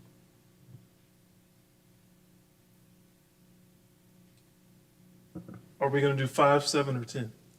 We gotta do that too.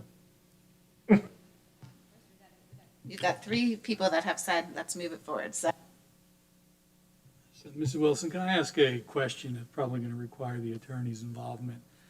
If for some reason the LERDA makes it onto a voting agenda and it gets turned down, can that issue come up again at some point in the future? Yes, you're free to bring it up, or anybody's free to bring it up again at any point in time. It's a public vote, obviously. It doesn't send a good message, and sometimes it makes it difficult with the township if you bring it up to a vote and then it dies on the vine. Because typically, township folks and school district folks, will spend a lot of time trying to hammer out what makes sense for both parties. A public vote is a public vote, and everybody has a right to have it go whichever way they want. But it's not likely to send that strong business positive approach if that's what occurs. But yes, in answer to your question, it can be brought up again at a later date. So from Robert's Rules of Order's perspective, somebody who votes against it, any board member can bring it up. There's no sort of limitations on because I know in the past we've had this issue where if something gets voted down and you were on the negative side of the vote, you can't raise the issue again. I forget what the Robert's rules are. Well, it's not so much Robert's rules, your local practice between how you run things up through committees onto a board vote. And again, even that's, unless it's written in one of your policies, and I don't believe it is, even that is not actually law. It's just how you do things. And so if it typically comes up through committee, it goes to a board vote, it's rejected, typically it would run through a committee's, cycle again before it would come up for another board vote. But in terms of, is somebody allowed to, under, say, new matter, well, the rules are about to change, but wanted to bring it up again and say, well, I support a motion, but I want it worded this way, let's vote on that, that's permissible.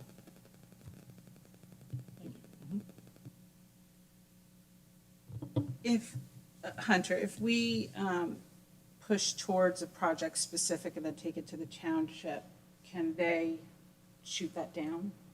No, okay. I would lean more towards a project specific.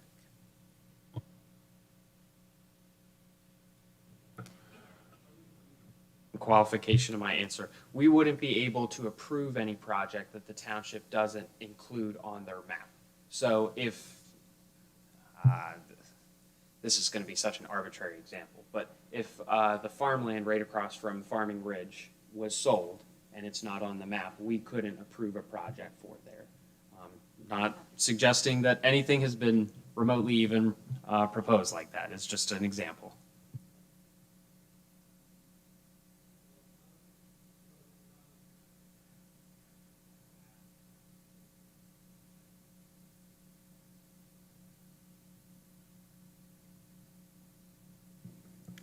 Well, I personally have had some hesitancy of this, and I think Hunter knows that I have, for a couple of reasons.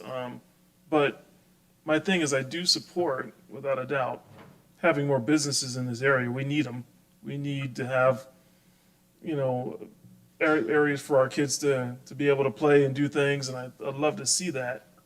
Like I said, that's kind of why I was kind of leaning towards case by case basis, you know, in my opinion, only for that source that we can kind of approve some of the things, you know, and you know the thing about it, we have large enough base of people here. We're the second largest, you know, township, I guess, in the area.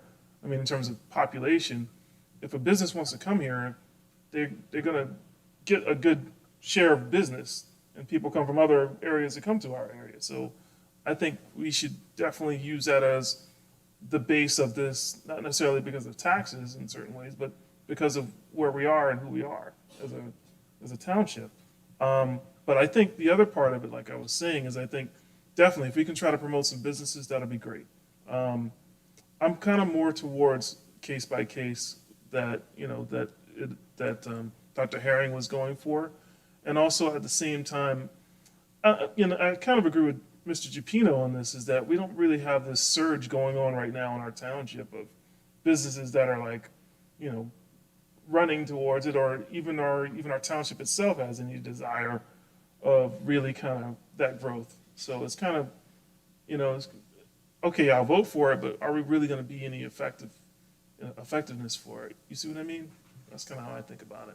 I just want to add too that the township has done some significant rezoning and is looking at different properties that they really want to encourage growth in. And Jeff Bartlett, when he was here at the Finance Facilities and Audit Committee meeting, I think that was in May, talked about how they are working on some of the larger documents or reports from which they'll work to really have an economic development strategy where the township is going after it as well. But a lot of these things are subject to regional waves. Pam was talking about how we compete with Lebanon and Schuylkill County, as well as Lehigh and Lancaster County. And understanding how we fit into those types of environments is really important. I mean, we're just as much competing with Spring Township as we are with Macungie Township. So it's important that we can stand out in any of these ways. So I think, you know, if you want to go for project-based, I really do believe that this is a good thing for the community. So I'd be willing to support that if we want to go down that route. I also am a quote kind of girl, and I believe that you miss 100% of the shots you don't take. And if we don't even put ourselves out there, we're missing out. And if we do this and we get no one, we didn't lose anything. Why would we not take a chance at trying to get businesses?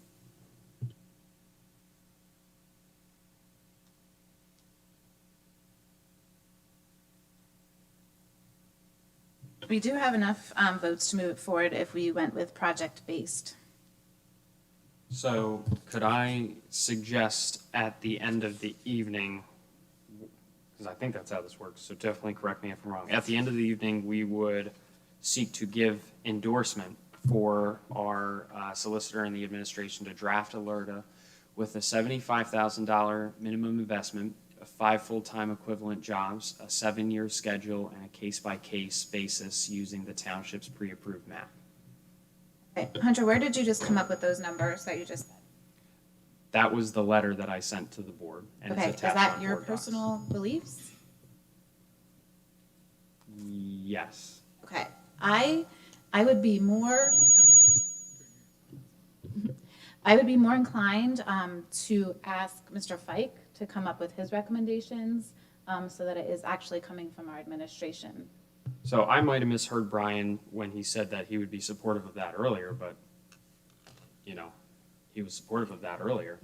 Yeah, I did say I'd be supportive of a 7-year at least, an employment figure and 5 full-time equivalents. Could be 5 full-time people or 15 part-time people, you know, but, you know, and the reason I want the employment increase is because LERDA was set for blighted areas or areas to increase employment. We don't have blighted areas, but we can increase employment, so that's why I wanted that included. You know, even though municipalities and school districts don't follow the original law, that's why it was made. You know, they have blighted areas or increased employment. So I felt we should at least put the employment portion in there. Mrs. Wilson, I'm sorry. I do think that if the request is that Mr. Fike, review Mr. Aaron's proposal and, independently draw up an administrative proposal and then see how closely they align, we would certainly be happy to do that, if that's something that you're seeking. Rather than just, what his opinion is of Mr. Aaron's proposal, we'd be happy to put the work in and look at all of the factors, and it may be exactly what Mr. Aaron's is proposing, or there may be something that's more nuanced about it. I think that is, if that is something that you would like to see before the board makes a decision of this type, we'd be happy to oblige. Okay, thank you.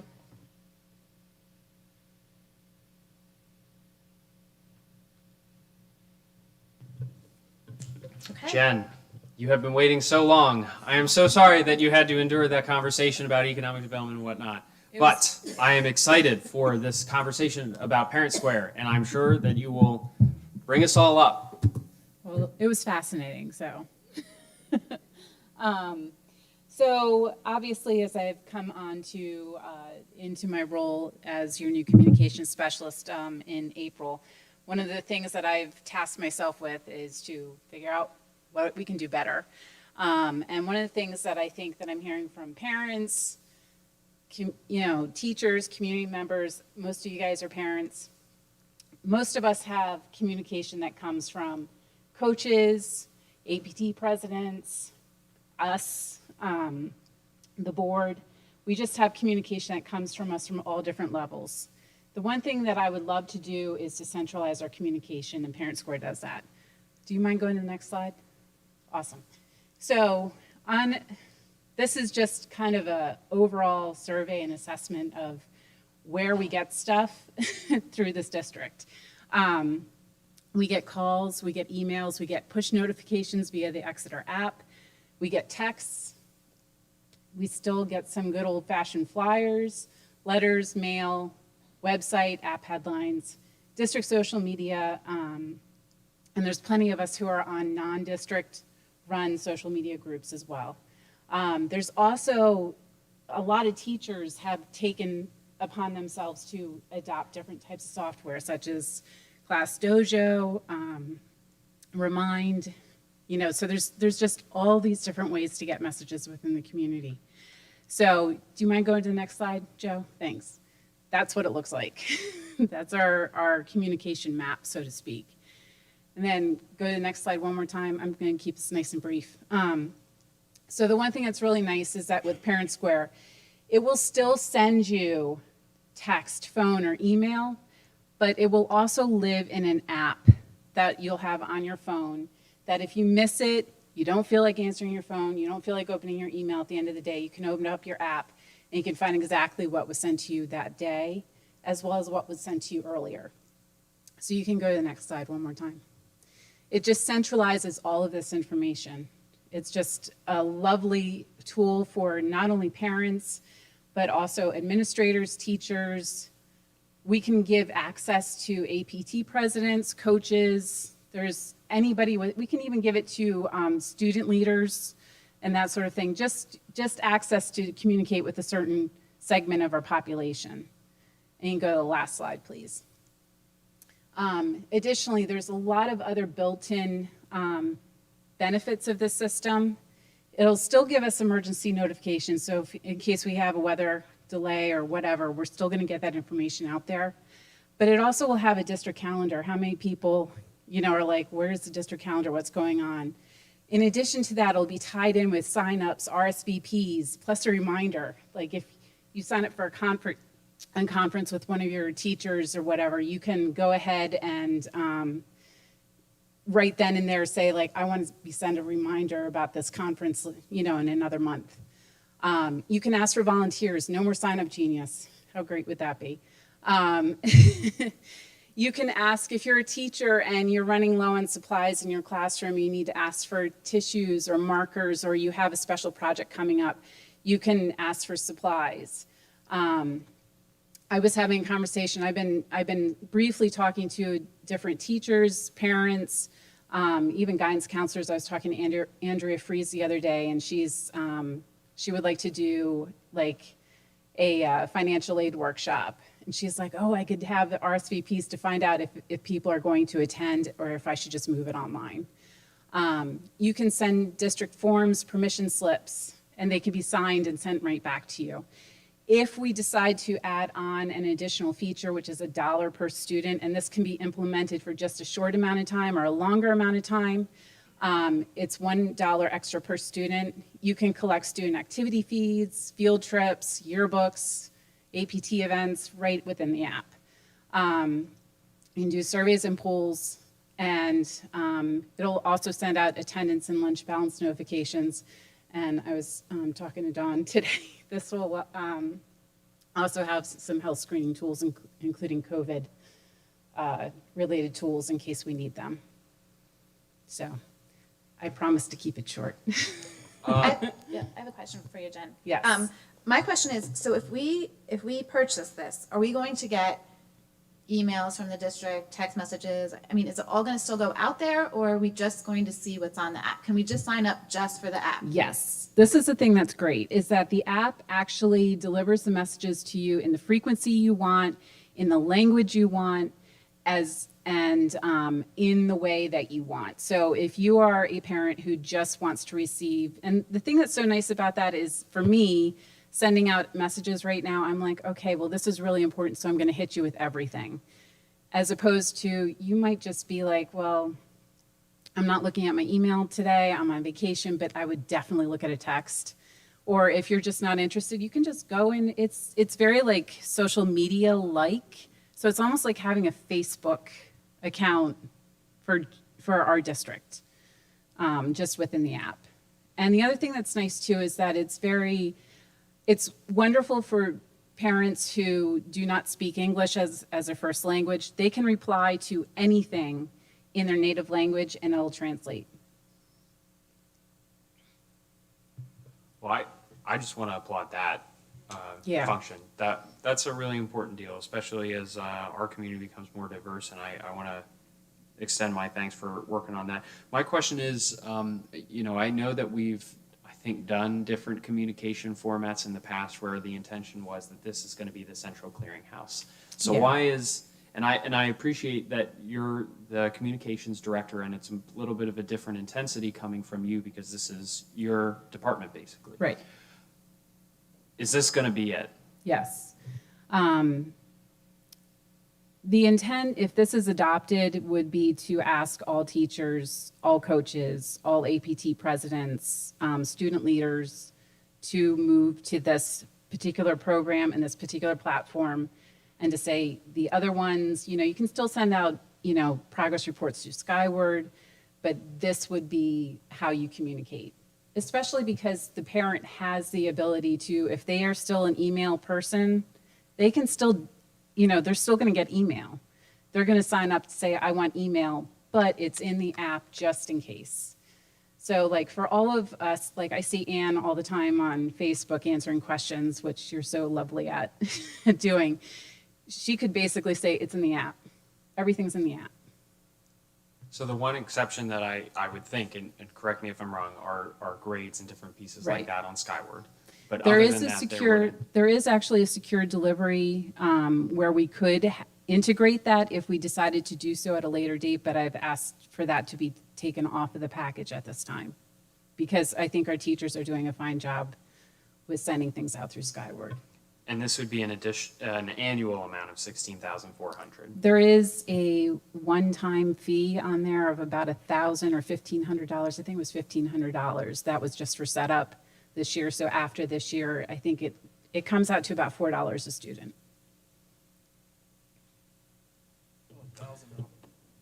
Yeah. Jen, does this operate itself, or would you have to be managing this all day long with incoming information and what to put out where, and how does that work? So the thing that's lovely about this is that it will allow like right now, a lot of principals, if they have guidance counselors, for example, who need to get out a message across the district, they need to do it themselves.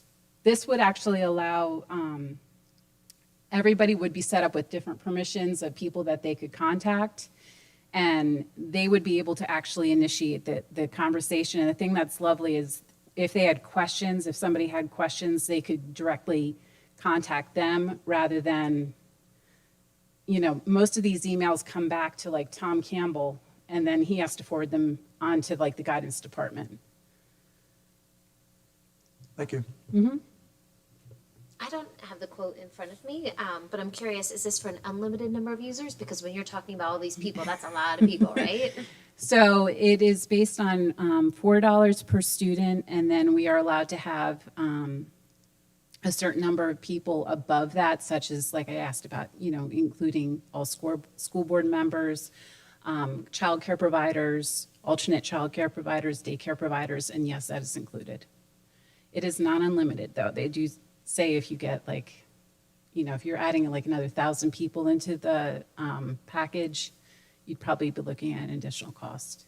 Just to clarify, because I think Mrs. Stratton's question was, is there a limit to the number of people who are pushing it out? I think it's priced by the I number apologize. of students, not by the number of district users. Is that correct?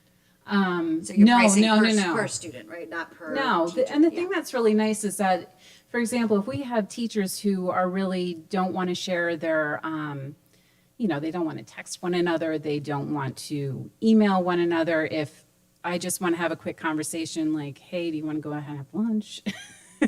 You could actually do that right through the app. You can just contact a singular person if you would like. So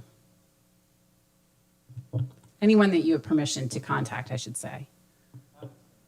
Yeah. It's not like a student can contact whoever they want. There are different permissions and levels of permissions. I'm going to sound like a boomer right now. I'm just having a hard time visualizing this. This is going to be an app that's Yes. going to be a free download for a parent to have on their phone. Yes. And they're just going to get information. They're going to be able to pick and choose how they get the information. So they pick and choose how the information is sent to them above the app. Okay. So in other words, right now, so obviously I'm a parent in the district. If I know that I'm looking for something from the tennis coach, I might have to look someplace for that. If I'm looking for something from the band director, I might have to look someplace else for that. This will eliminate searching for information and missing information because I know that at any given time I can go on the app and all the messages that were directed to me and my children are there. I love the idea, obviously, for the reasons you gave. It does seem like there are too many platforms for me to get information. It's overwhelming. And I don't want to sound like a Debbie Downer because I am in support of this, but in regards to what Hunter had said, it just seems like there are so many platforms that getting everybody to the same one, I hope it works. I think that would be wonderful. And I just think of in the past how, and this isn't against teachers at all, but how we had Skyward and we had Schoology. Well, some teachers went off of this, some teachers went off of that, and there was no uniformity to it. And I would just hope that if we can align it all, that would be wonderful. I agree. As a parent in the district, I agree, and I feel that that is a huge reason of why I applied for this position, because I felt that there was a lot of improvement that could be made to centralize information and make sure, messages that don't get read are, just messages. I mean, I think, Dr. Herring, to be frank, it will be a directive. And it will be enforced by, your administrator that we are now using this tool and it's not acceptable to use other tools because we're making a conscious decision as a district to invest in a tool that streamlines communication for parents. So if a district makes an investment and then you as an individual continue to use something else because you like it better, that's not acceptable. That would be like, I like this book better, but that's not the book that the district picks. So I think, it's not about being, top down or whatever. I think, Mrs. Breeden has done a really nice job of finding something that really allows people to communicate in a multiple ways from the teacher end, but is respectful of how overwhelming it can be if you're a parent with kids in multiple schools and in playing multiple sports. And you know, we've learned so much in this year about the importance of timely information. I think just saying to staff, you know, this isn't really up for debate. This is what we're doing right now because it's really important. It matters in terms of student safety, other things. I don't think we'll have any problem with people complying. I think it's just, I don't know if in the past administrators have been clear that this needs to be done and there'll be accountability for it. So that would be certainly part of the rollout. Thank you. And obviously, and really importantly, training so that people could use it effectively for the needs that they have. And Mrs. Breeden would be responsible for that directly. Thank you. And just so I can wrap my head around it some more, so the person that's not a social media person or not an app person will still be able to get the emails, the phone calls, and all that jazz? Do you mean the user or do you mean the sender, the messenger? The parent. Yes. So there's a parent at home that doesn't do this. Yes, They're still going to have access to all their stuff, whatever way they choose. yes. Okay, awesome, thank you. You're welcome. Jen, are you familiar, Dave Hamburger here. Hi. Sorry. Are- Like, who's talking? Are you familiar with any other districts that are using this and their level of success with it?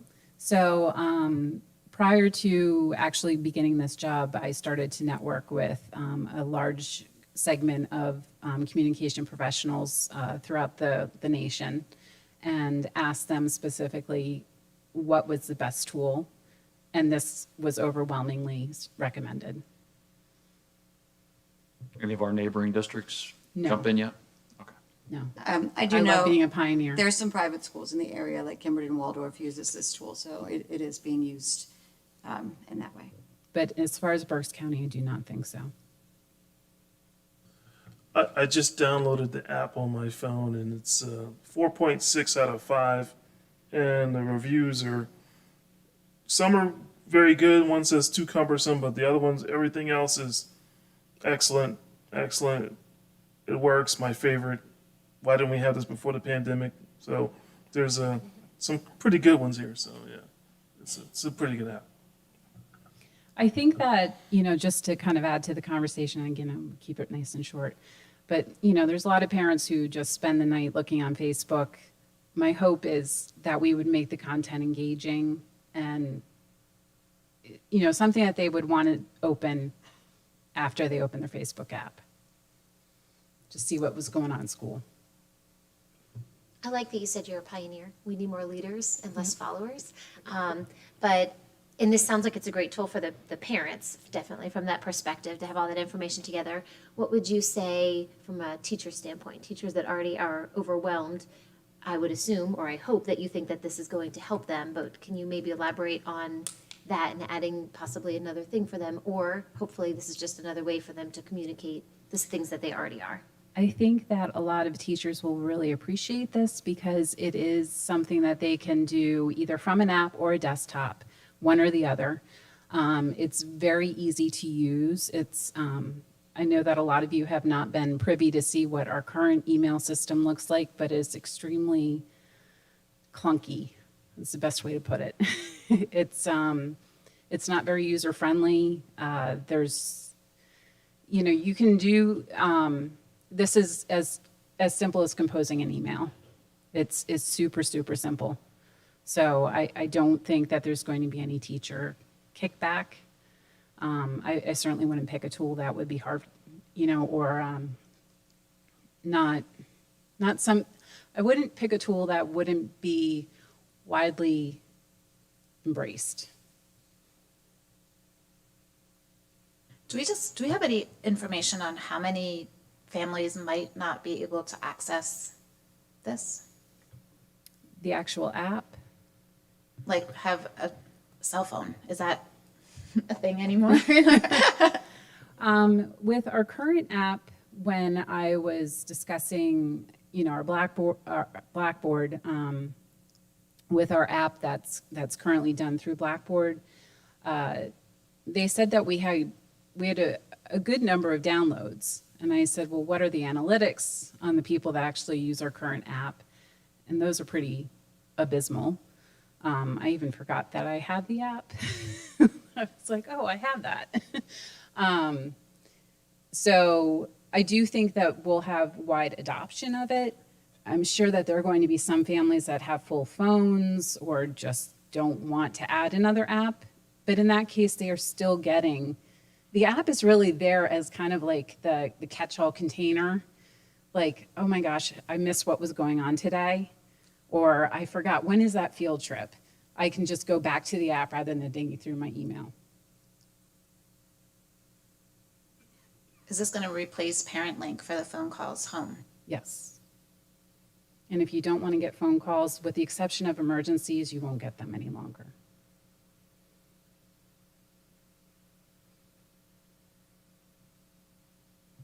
So what is your plan to communicate that we will be shifting to this app, and how soon will you start that? Because school starts in 3 weeks, a little more than 3 weeks.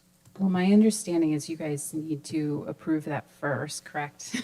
So if it gets approved, what's your plan afterwards? Well, I would do, I think that one of the things that would be really great to do, if we know that it's coming, to be at back to school nights with a QR code, that would be a fast and simple way for people to download the app right then and there with a flyer and or additional information. And then follow it up with a social media and email, you know, as well as, you know, this might even be something that we actually have to do some good old fashioned flyers too.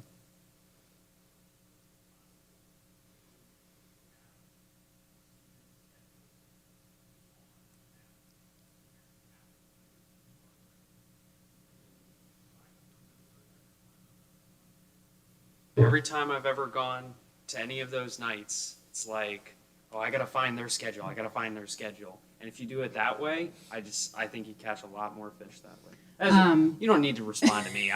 This is just an idea. Well, we can do big blow up posters, at least in the front doors and in the entryways and that sort of thing. So I think that there are ways, you know, we can put some fun things. I know that we've got a stash of like eagle magnets and stuff like that to get people over to the table, and our candy usually works pretty well too. So. One last question, sorry. Are we signing a contract for long-term, or is this something where it's down the line we feel it's just not working for us, we can just back away from that? This is a 1-year contract.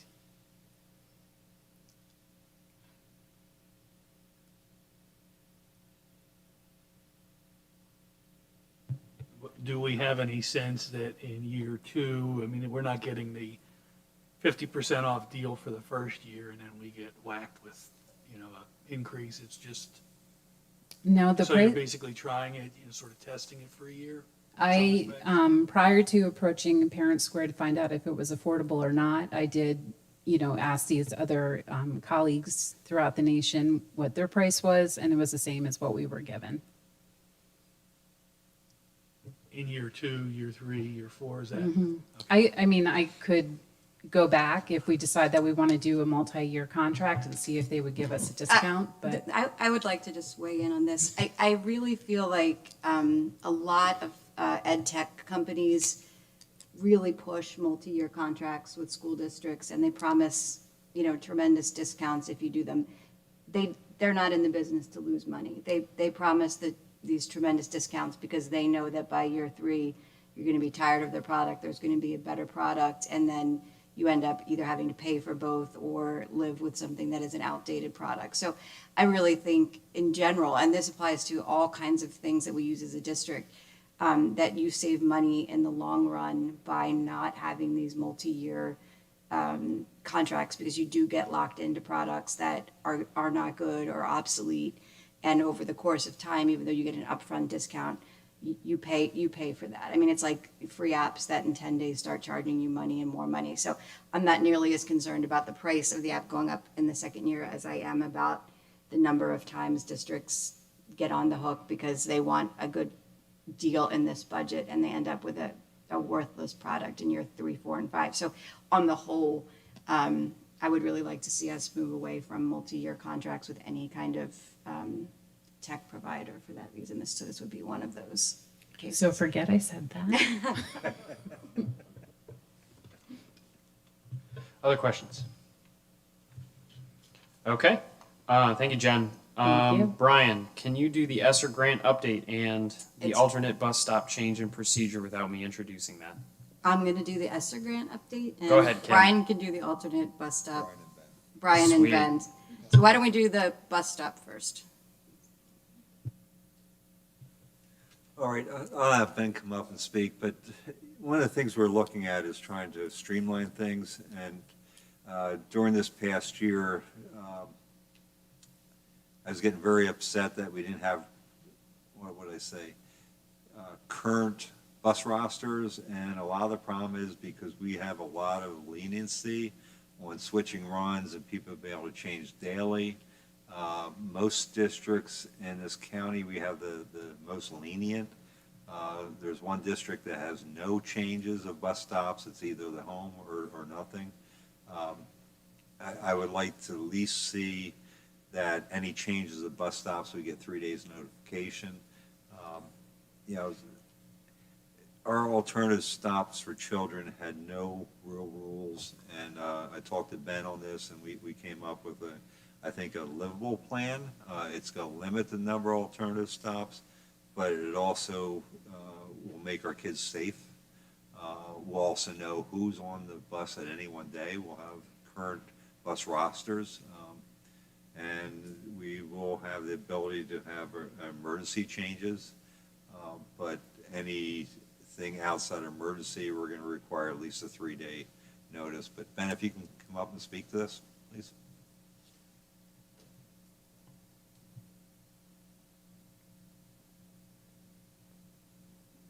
Yeah, we looked at this, the alternate bus stops, basically for safety, number one reason.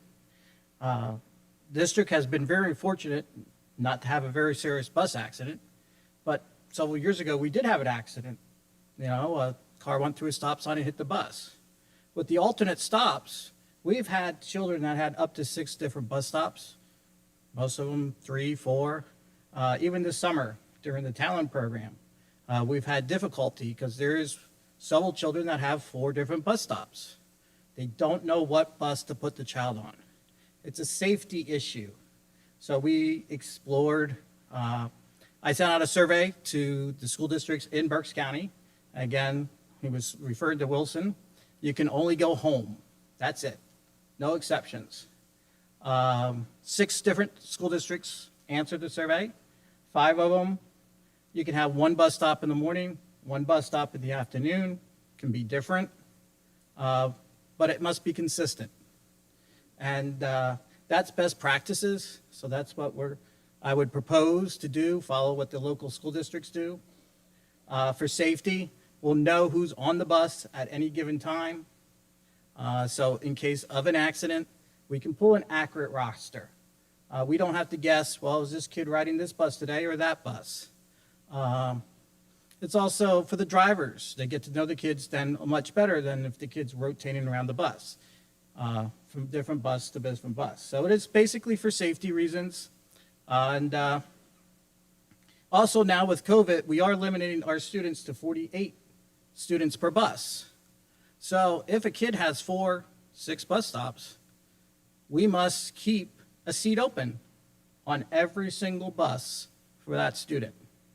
Well, with 48, while we were running our elementary buses with 72 to 77 elementary kids.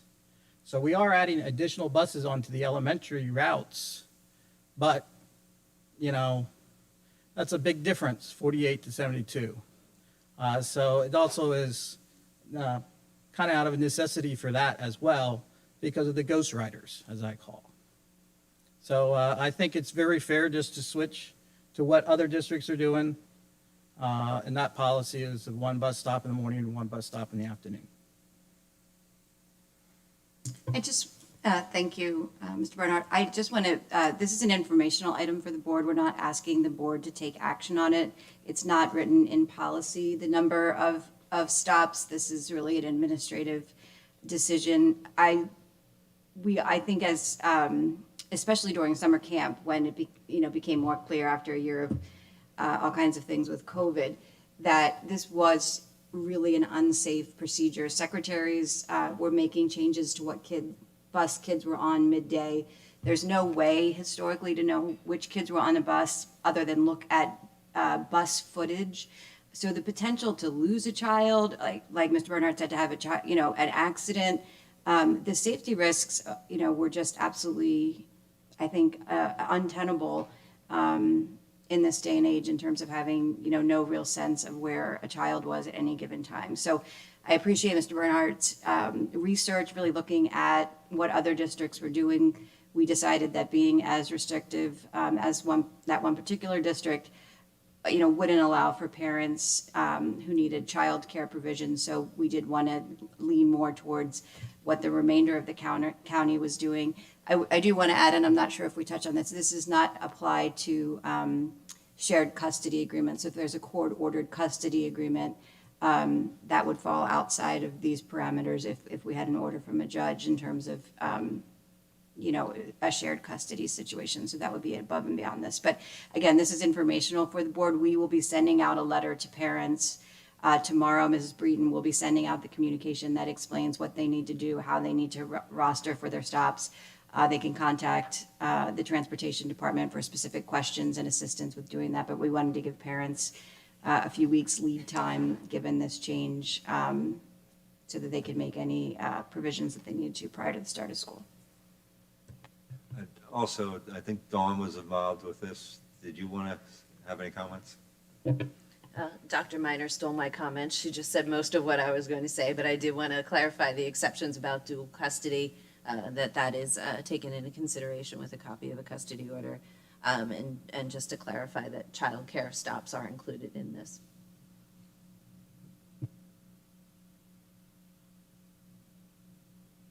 Are there any other questions for Mr. Fiker and Mr. Bernhardt? All right, Mr. Ahrens, then if you're not going to introduce us, then we'll go ahead with the This is Dr. Kim Miner. Thank you. We'll go ahead with the ESSER grant update. I think Mr. Way is putting it up on the board. I showed something to you very similar to this, I think maybe in May. So I just wanted to bring the board up to date with the money that has been allocated to the district through the ESSER grants, which is the federal COVID relief program that's specifically targeted to schools. So if you look at the spreadsheet, I'm looking at it on my computer, so I don't have to try to turn and talk with my back to everybody. But line 1, you can see the first ESSER grant that was the original right after the pandemic began. That was $355,000. We applied for that grant, and that grant was approved. If you look down that same peach color in rows 13, 14, and 15, you can see how the district utilized that $355,000. So that was, I apologize, I need to change my screen here, but this should not be dollar signs. It should be 2020, 2021, 2022, 2023. I'm like, where did the years go? I formatted my numbers and they all changed. I apologize. But anyway, in 2020, the educational software, we spent $14,000, textbooks, $312,553, and instructional supplies. So ESSER 1 was spent out in 2020. ESSER 2 was the second round of federal funding for schools. That was about $1.5 million. And if you look, Mr. Way, if you can kind of follow along and scroll down for me, in rows 16, 17, 18, 19, 20, and 21, those were the expenditures that were made in the 2020-2021 school year. And again, ESSER 2 has been spent and is closed out, and you can see the utilizations for textbooks, for HVAC upgrades, supplies, purchased summer school services, benefits, and salaries. So that was ESSER 2. ESSER 3 is, we have not applied for yet. That first step was submitting the health and safety plan. So that opened the grant. So that was submitted after the board's vote, but we haven't begun the application process for that. And that's what I wanted to discuss with the board tonight, are the broad buckets that we'll be utilizing in our application. As part of ESSER 3, we solicited stakeholder input. We had about 98 respondents to the health and safety plan as well as to the ESSER expenditures. And the majority of the people who wanted to make comment on using ESSER 3 were really focused on the district spending those funds to benefit students directly, specifically to benefit students in the area of mental health and academic recovery, to make sure that our students improved in reading, writing, math, science, et cetera. So there was a lot of community focus on really wanting to see it, the money be poured into academic success and mental health as a secondary for our students. So I'll talk about that later. Mr. Way, if you could go back up just to the top before we get really into the details of ESSER 3, up into the very top corner. The other thing that I wanted to bring to the board's attention is there is one other, at the moment, I mean, I have no idea what will happen in terms of future allocations, but in line 5, you can see the additional ARP ESSER from the state. So the ARP is the American Rescue Plan. So the American Rescue Plan, there millions, billions, I guess, trillions maybe of dollars flowed to all kinds of organizations, entities. One of the places that money flowed to was the state. So the state of Pennsylvania got an American Rescue Plan grant, and they then passed through that money to school districts, and they allocated exactly what portions of that money school districts had to use for what things. And so we don't have a choice. So that's why those are the mandated uses. And again, there's a spelling error there, so I'll correct that. Mandated uses of these funds. So they had to be used for learning loss. They had to be, and that was $175,000, $35,000 for summer enrichment, and $35,000 for after-school programs. We have not applied for this yet, but they've already allocated it to the school district. So at some point they'll come out with an application. We'll complete the application, but there's not flexibility in terms of the percentages. Within that bucket of learning loss, schools can do pretty much what they would say would be applicable to learning loss. But for instance, you couldn't spend this money on HVAC systems. It's very much targeted funds. So that was an additional about $230,000-ish that we got directly from the state, or we will get, I should say. We haven't completed the application, but it's been allocated. So the total between the 3 federal ESSER grants and the state pass-through at this point is $5,323,850. And again, ESSER 1 and 2 were used in prior years. So ESSER 3, we're talking about the future allocations, and the ARP ESSER pass-through from the state, they mandated the allocations. So Mr. Way, if you would now go down to the part that's in green. So as we apply for the ESSER 3 and complete that application, the way that those applications work is they ask you to put into broad buckets where you'll put your expenditures. ESSER 3 can be spent out through 2024. And so it's hard to say what the district will specifically need. You know, do students make great gains in reading and we shift focus to math? Do students, we find, really struggle in future data with science? So, just green, yeah, I'm sorry, lines 22 through 30. So what I'm talking to the board about this evening is our application and putting money in these broad buckets all the way out through 2024. 2 things I think that are really important to recognize. Each individual expenditure that would be an expenditure that would typically come before the board, for instance, hiring personnel or making a textbook or curriculum purchase, those will still come before the board as individual items. So this isn't being moved on to the voting meeting tonight because I just want to share with you what's broadly going to go in the application. But every time one of these large chunks is expended on something new, it will come for a regular board vote. So that's point 1. Point 2 is that we have the ability to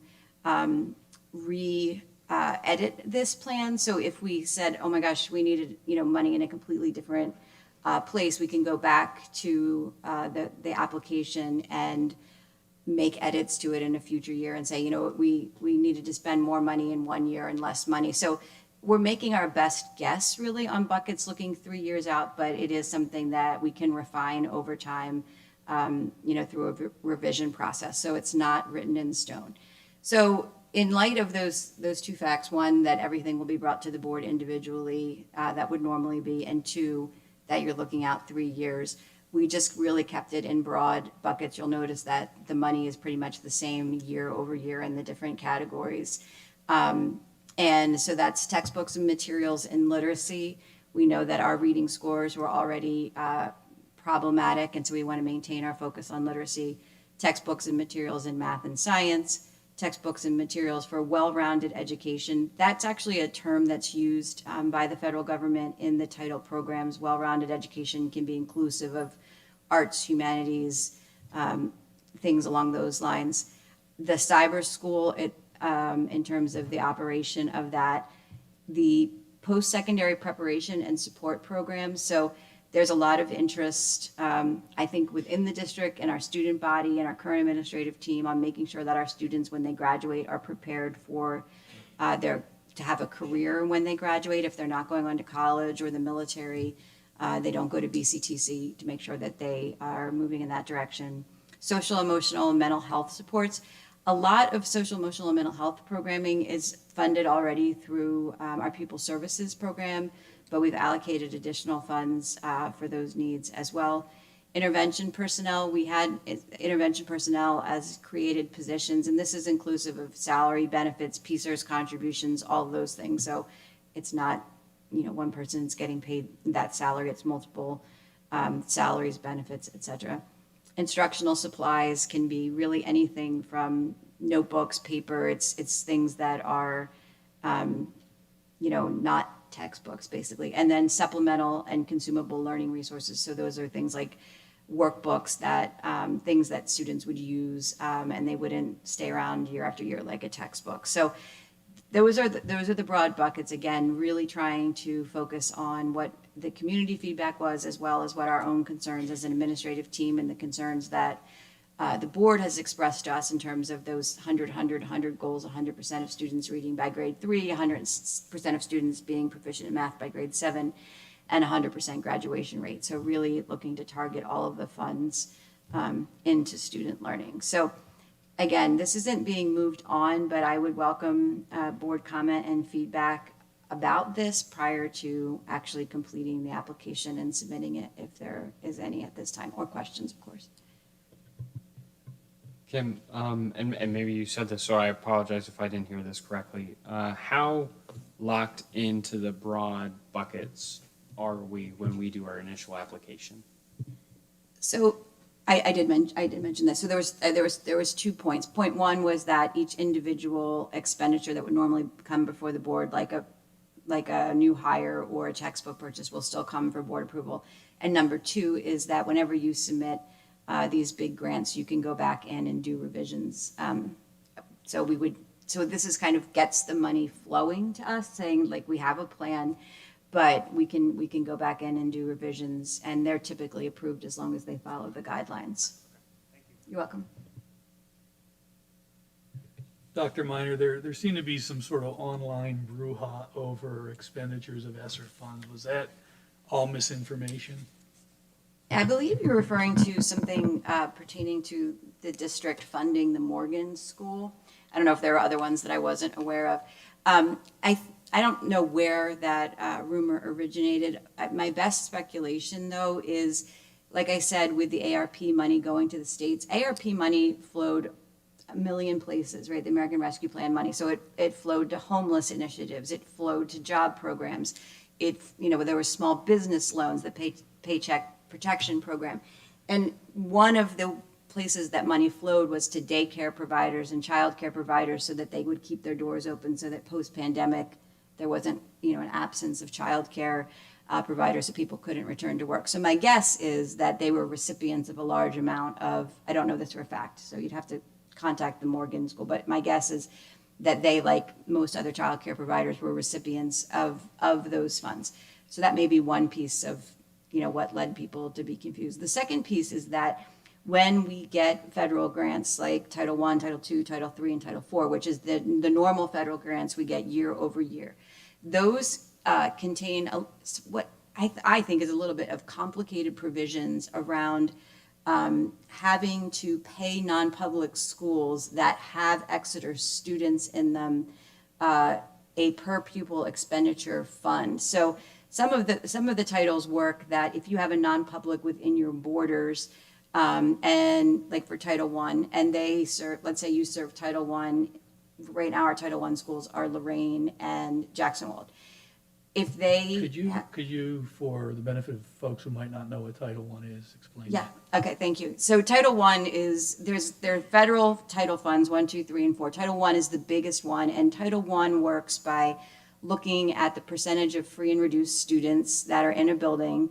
There's a qualifying percentage. If you meet that qualifying percentage, then the monies are actually not used for that's why it's confusing, the free and reduced students. They're used for academic supports for any student within that building. So just the number of free and reduced percentage qualifies you for Title I. So it's basically an academic recovery grant that the federal government gives school districts that have a high enough free and reduced percentage, which in our district right now are Lorraine and Jackson-Wald. You recalculate that every single year, so at some future point, Owatton could qualify and Lorraine could no longer qualify. So that's an annual qualification. But within that Title I, if there's a student who is in the sending area for Jackson-Wald and Lorraine, and they're going to, let's say, a Catholic school that would be in the sending area of, or within the district boundaries of Exeter, which we don't have, but I think we have, Berks Christian would be an example.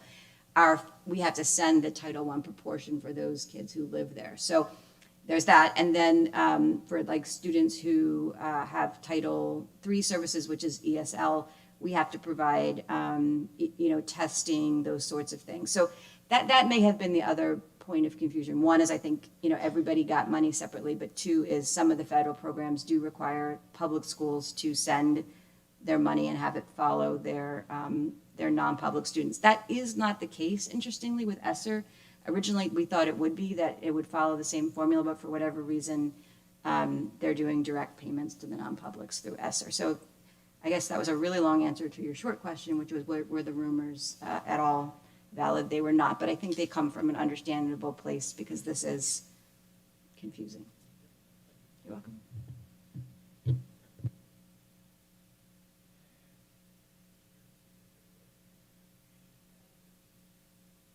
Quick question relative to Schoology and Skyward and access on the app. Are they going to still be sort of accessible separately, or will they be integrated into the app? How will that? So the only thing that ParentSquare will integrate with is Skyward, and that's to get data. That's to get the email addresses. It'll update every single night to make sure that we're sending out accurate information to accurate students. So in other words, if a student moves from French 1 to French 2 because they were inadvertently placed in French 1, it'll make sure that it follows the student and sends them the correct information. But if parents, if teachers are concerned about not sending, they would still be able to send information out, like grades, through Skyward. Like we would still be using that as our delivery method for progress reports. Mm-hmm.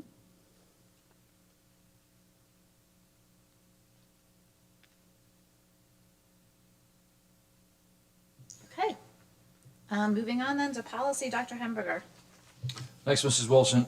We have two policies that we're recommending for first reading. These are revisions to existing policies. One is a revision to a Title I comparability of services policy, and the other revision has to do with our volunteers policy. And I'll let Dawn Harris speak about the details of these revisions. Thank you, Dr. Hamburger. So Dr. Miner was just speaking about Title I funds, and that is one of the revisions for our policy update.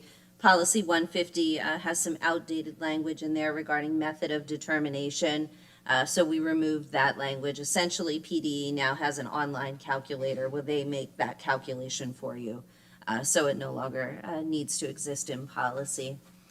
And then in addition to that, we have policy 916, which is our volunteers policy.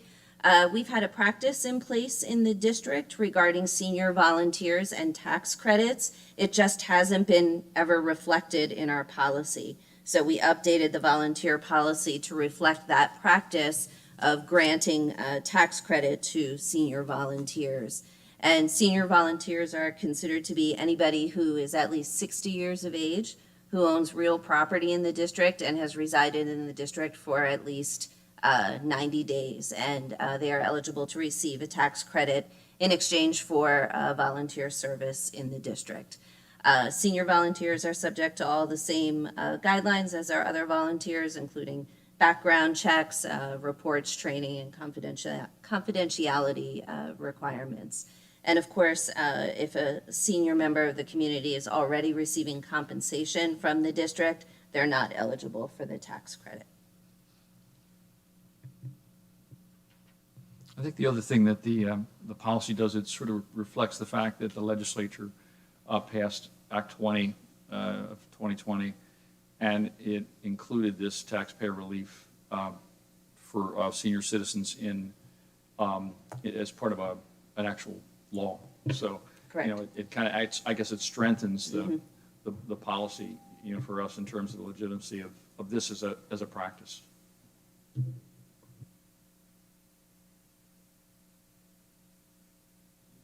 Are there any questions about the two policies? Okay, thanks very much. That's all, Mrs. Wilson. Thank you.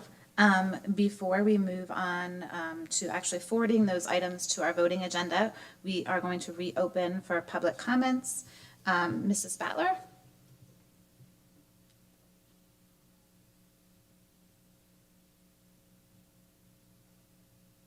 If you have questions, we'll note them, and we're going to include them in our update tomorrow. So that's fine. So we might not directly answer them right now, but we will note them and get them to you.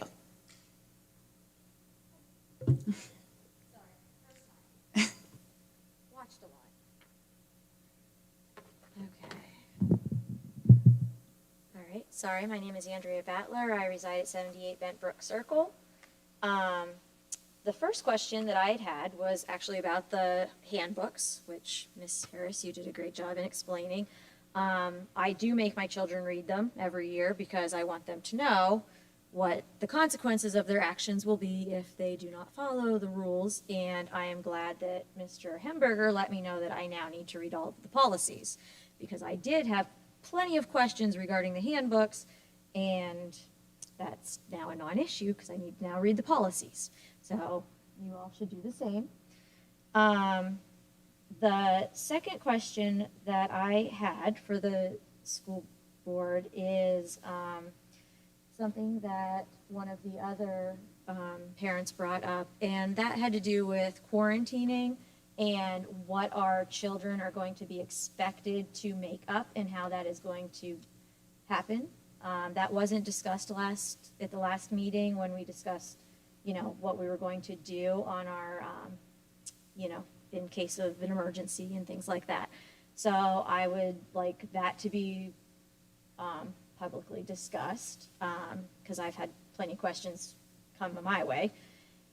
The other question I had was regarding the LERDA, and Mr. Ahrens might be able to discuss this. I read all of your stuff and I really appreciated it, and I encourage, you know, people to come to Exeter. I came. So one of the questions I had, though, was on the map that you provided. It showed different areas, most of the ones in pink being where we all reside currently. And then there are certain little green spots.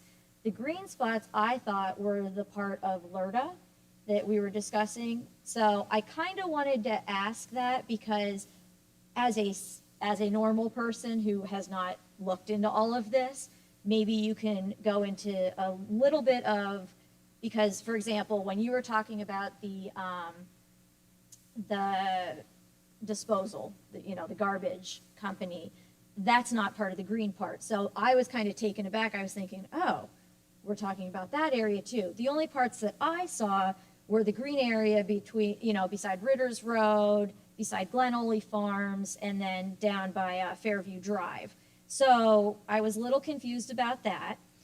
And I was wondering, different things, how it is zoned, but that you all went into, so I really appreciate that.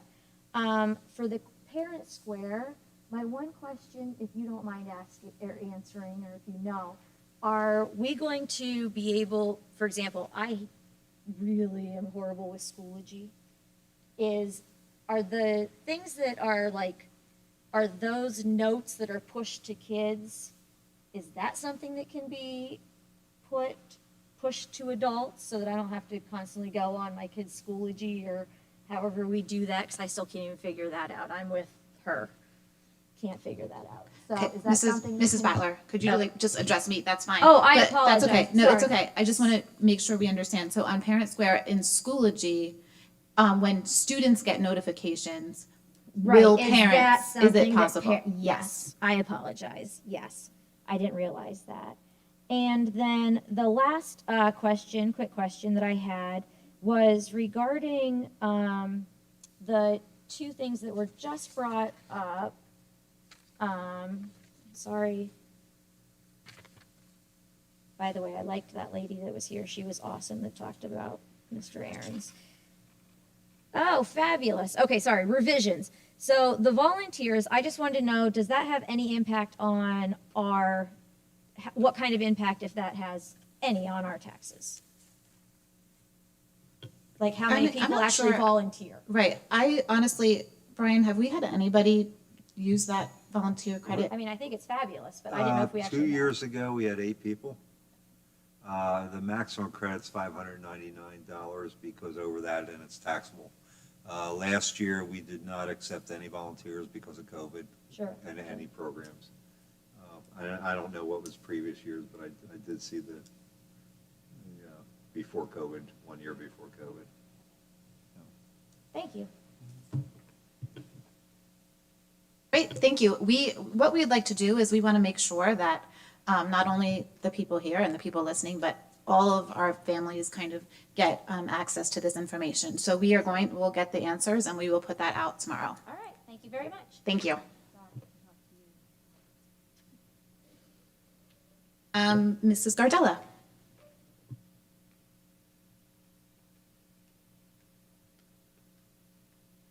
And I think that some people came in that might want to talk, and the sheet was taken down already. So if you just let them. Okay, my name is Mary Beth Gardella, and I live at 218 Pennsylvania.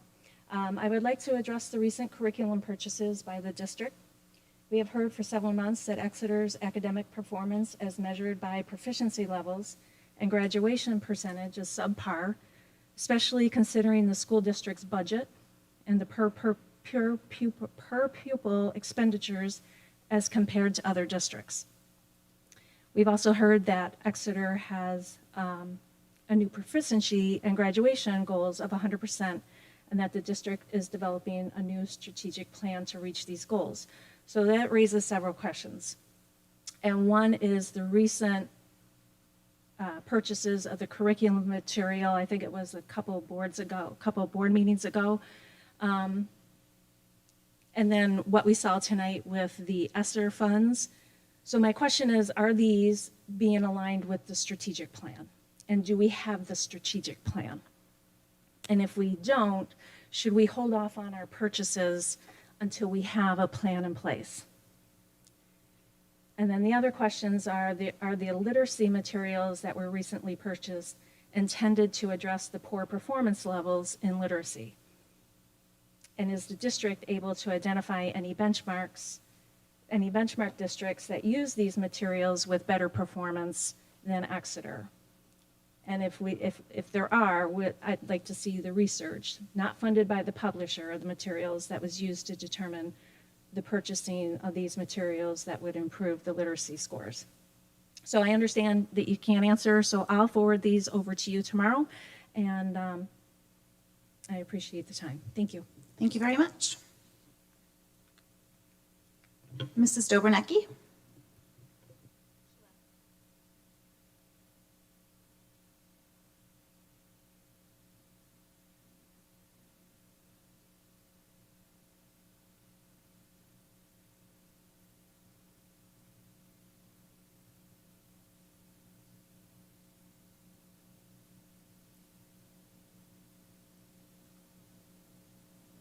Is there anyone else who would like to speak?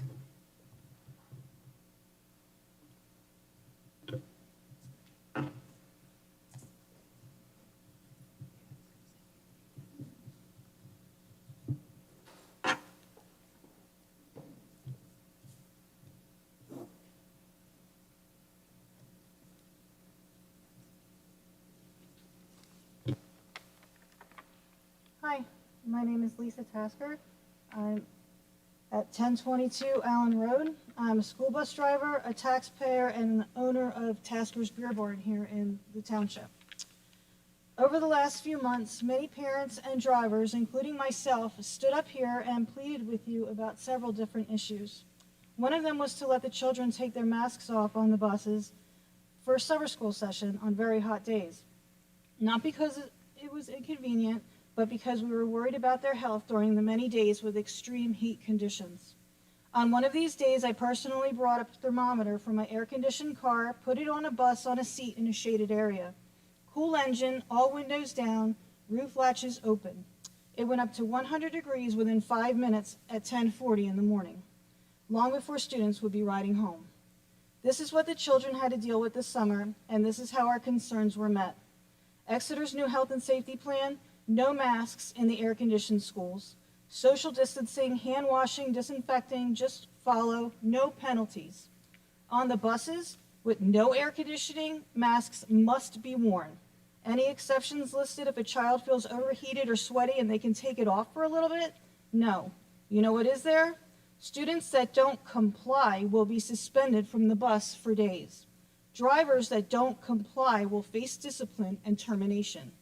We relayed our concerns, and you came back with threats.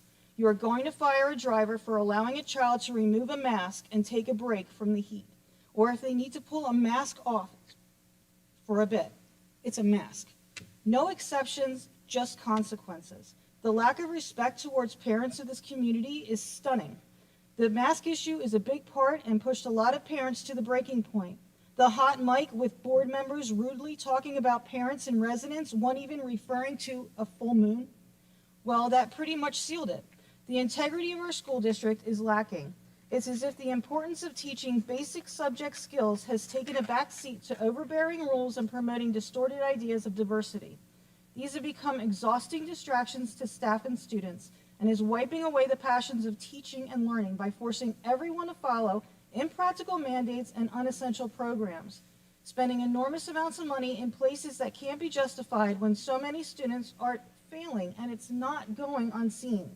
Parents are moving out of town because of this. They're pulling their children out and putting them into private schools because of this. Staff members are leaving. In your own words, 40% of our Exeter Township third graders cannot read at grade level. Half of the entire 7th grade class cannot do math at their grade level. More than 30 seniors, kids that made it all the way up, did not graduate this year.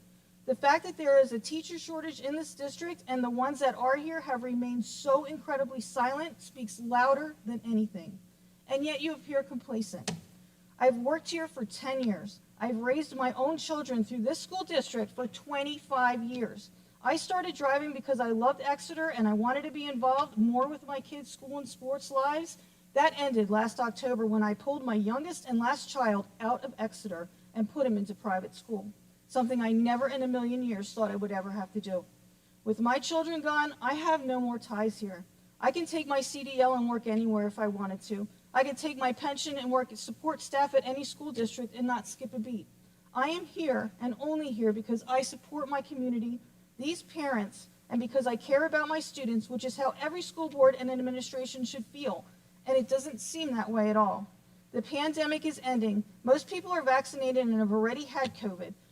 Hospital beds count are minute. Population positive case counts are insignificant. This has become a political, manipulated hypocrisy, and we are over it. We need to get back to the basics so students and teachers have the freedom from being bound by heavy-handed bureaucracy and succeed in the way schools had intended. Coffee and conversation is not going to bring anybody back. The way this board has dismissed so many parents and residents will not be forgotten. And finally, please Please be humble and thank the hardworking taxpayers of this town who still have a tremendous burden to pay with low academic achievement to show for it. Exeter Mrs. needs to do Tasker, better. your I know time we is up. can. Thank you. Thank you.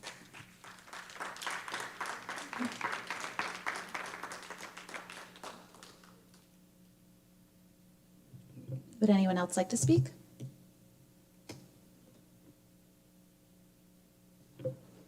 Okay, we are going to be moving items forward to our voting agenda. We will move forward our meeting minutes, the student handbooks, the athletics recommendation for girls wrestling, the LERDA that administration is going to work on, the recommendation to purchase ParentSquare, and then the policies that Dr. Hamburger shared with us this evening.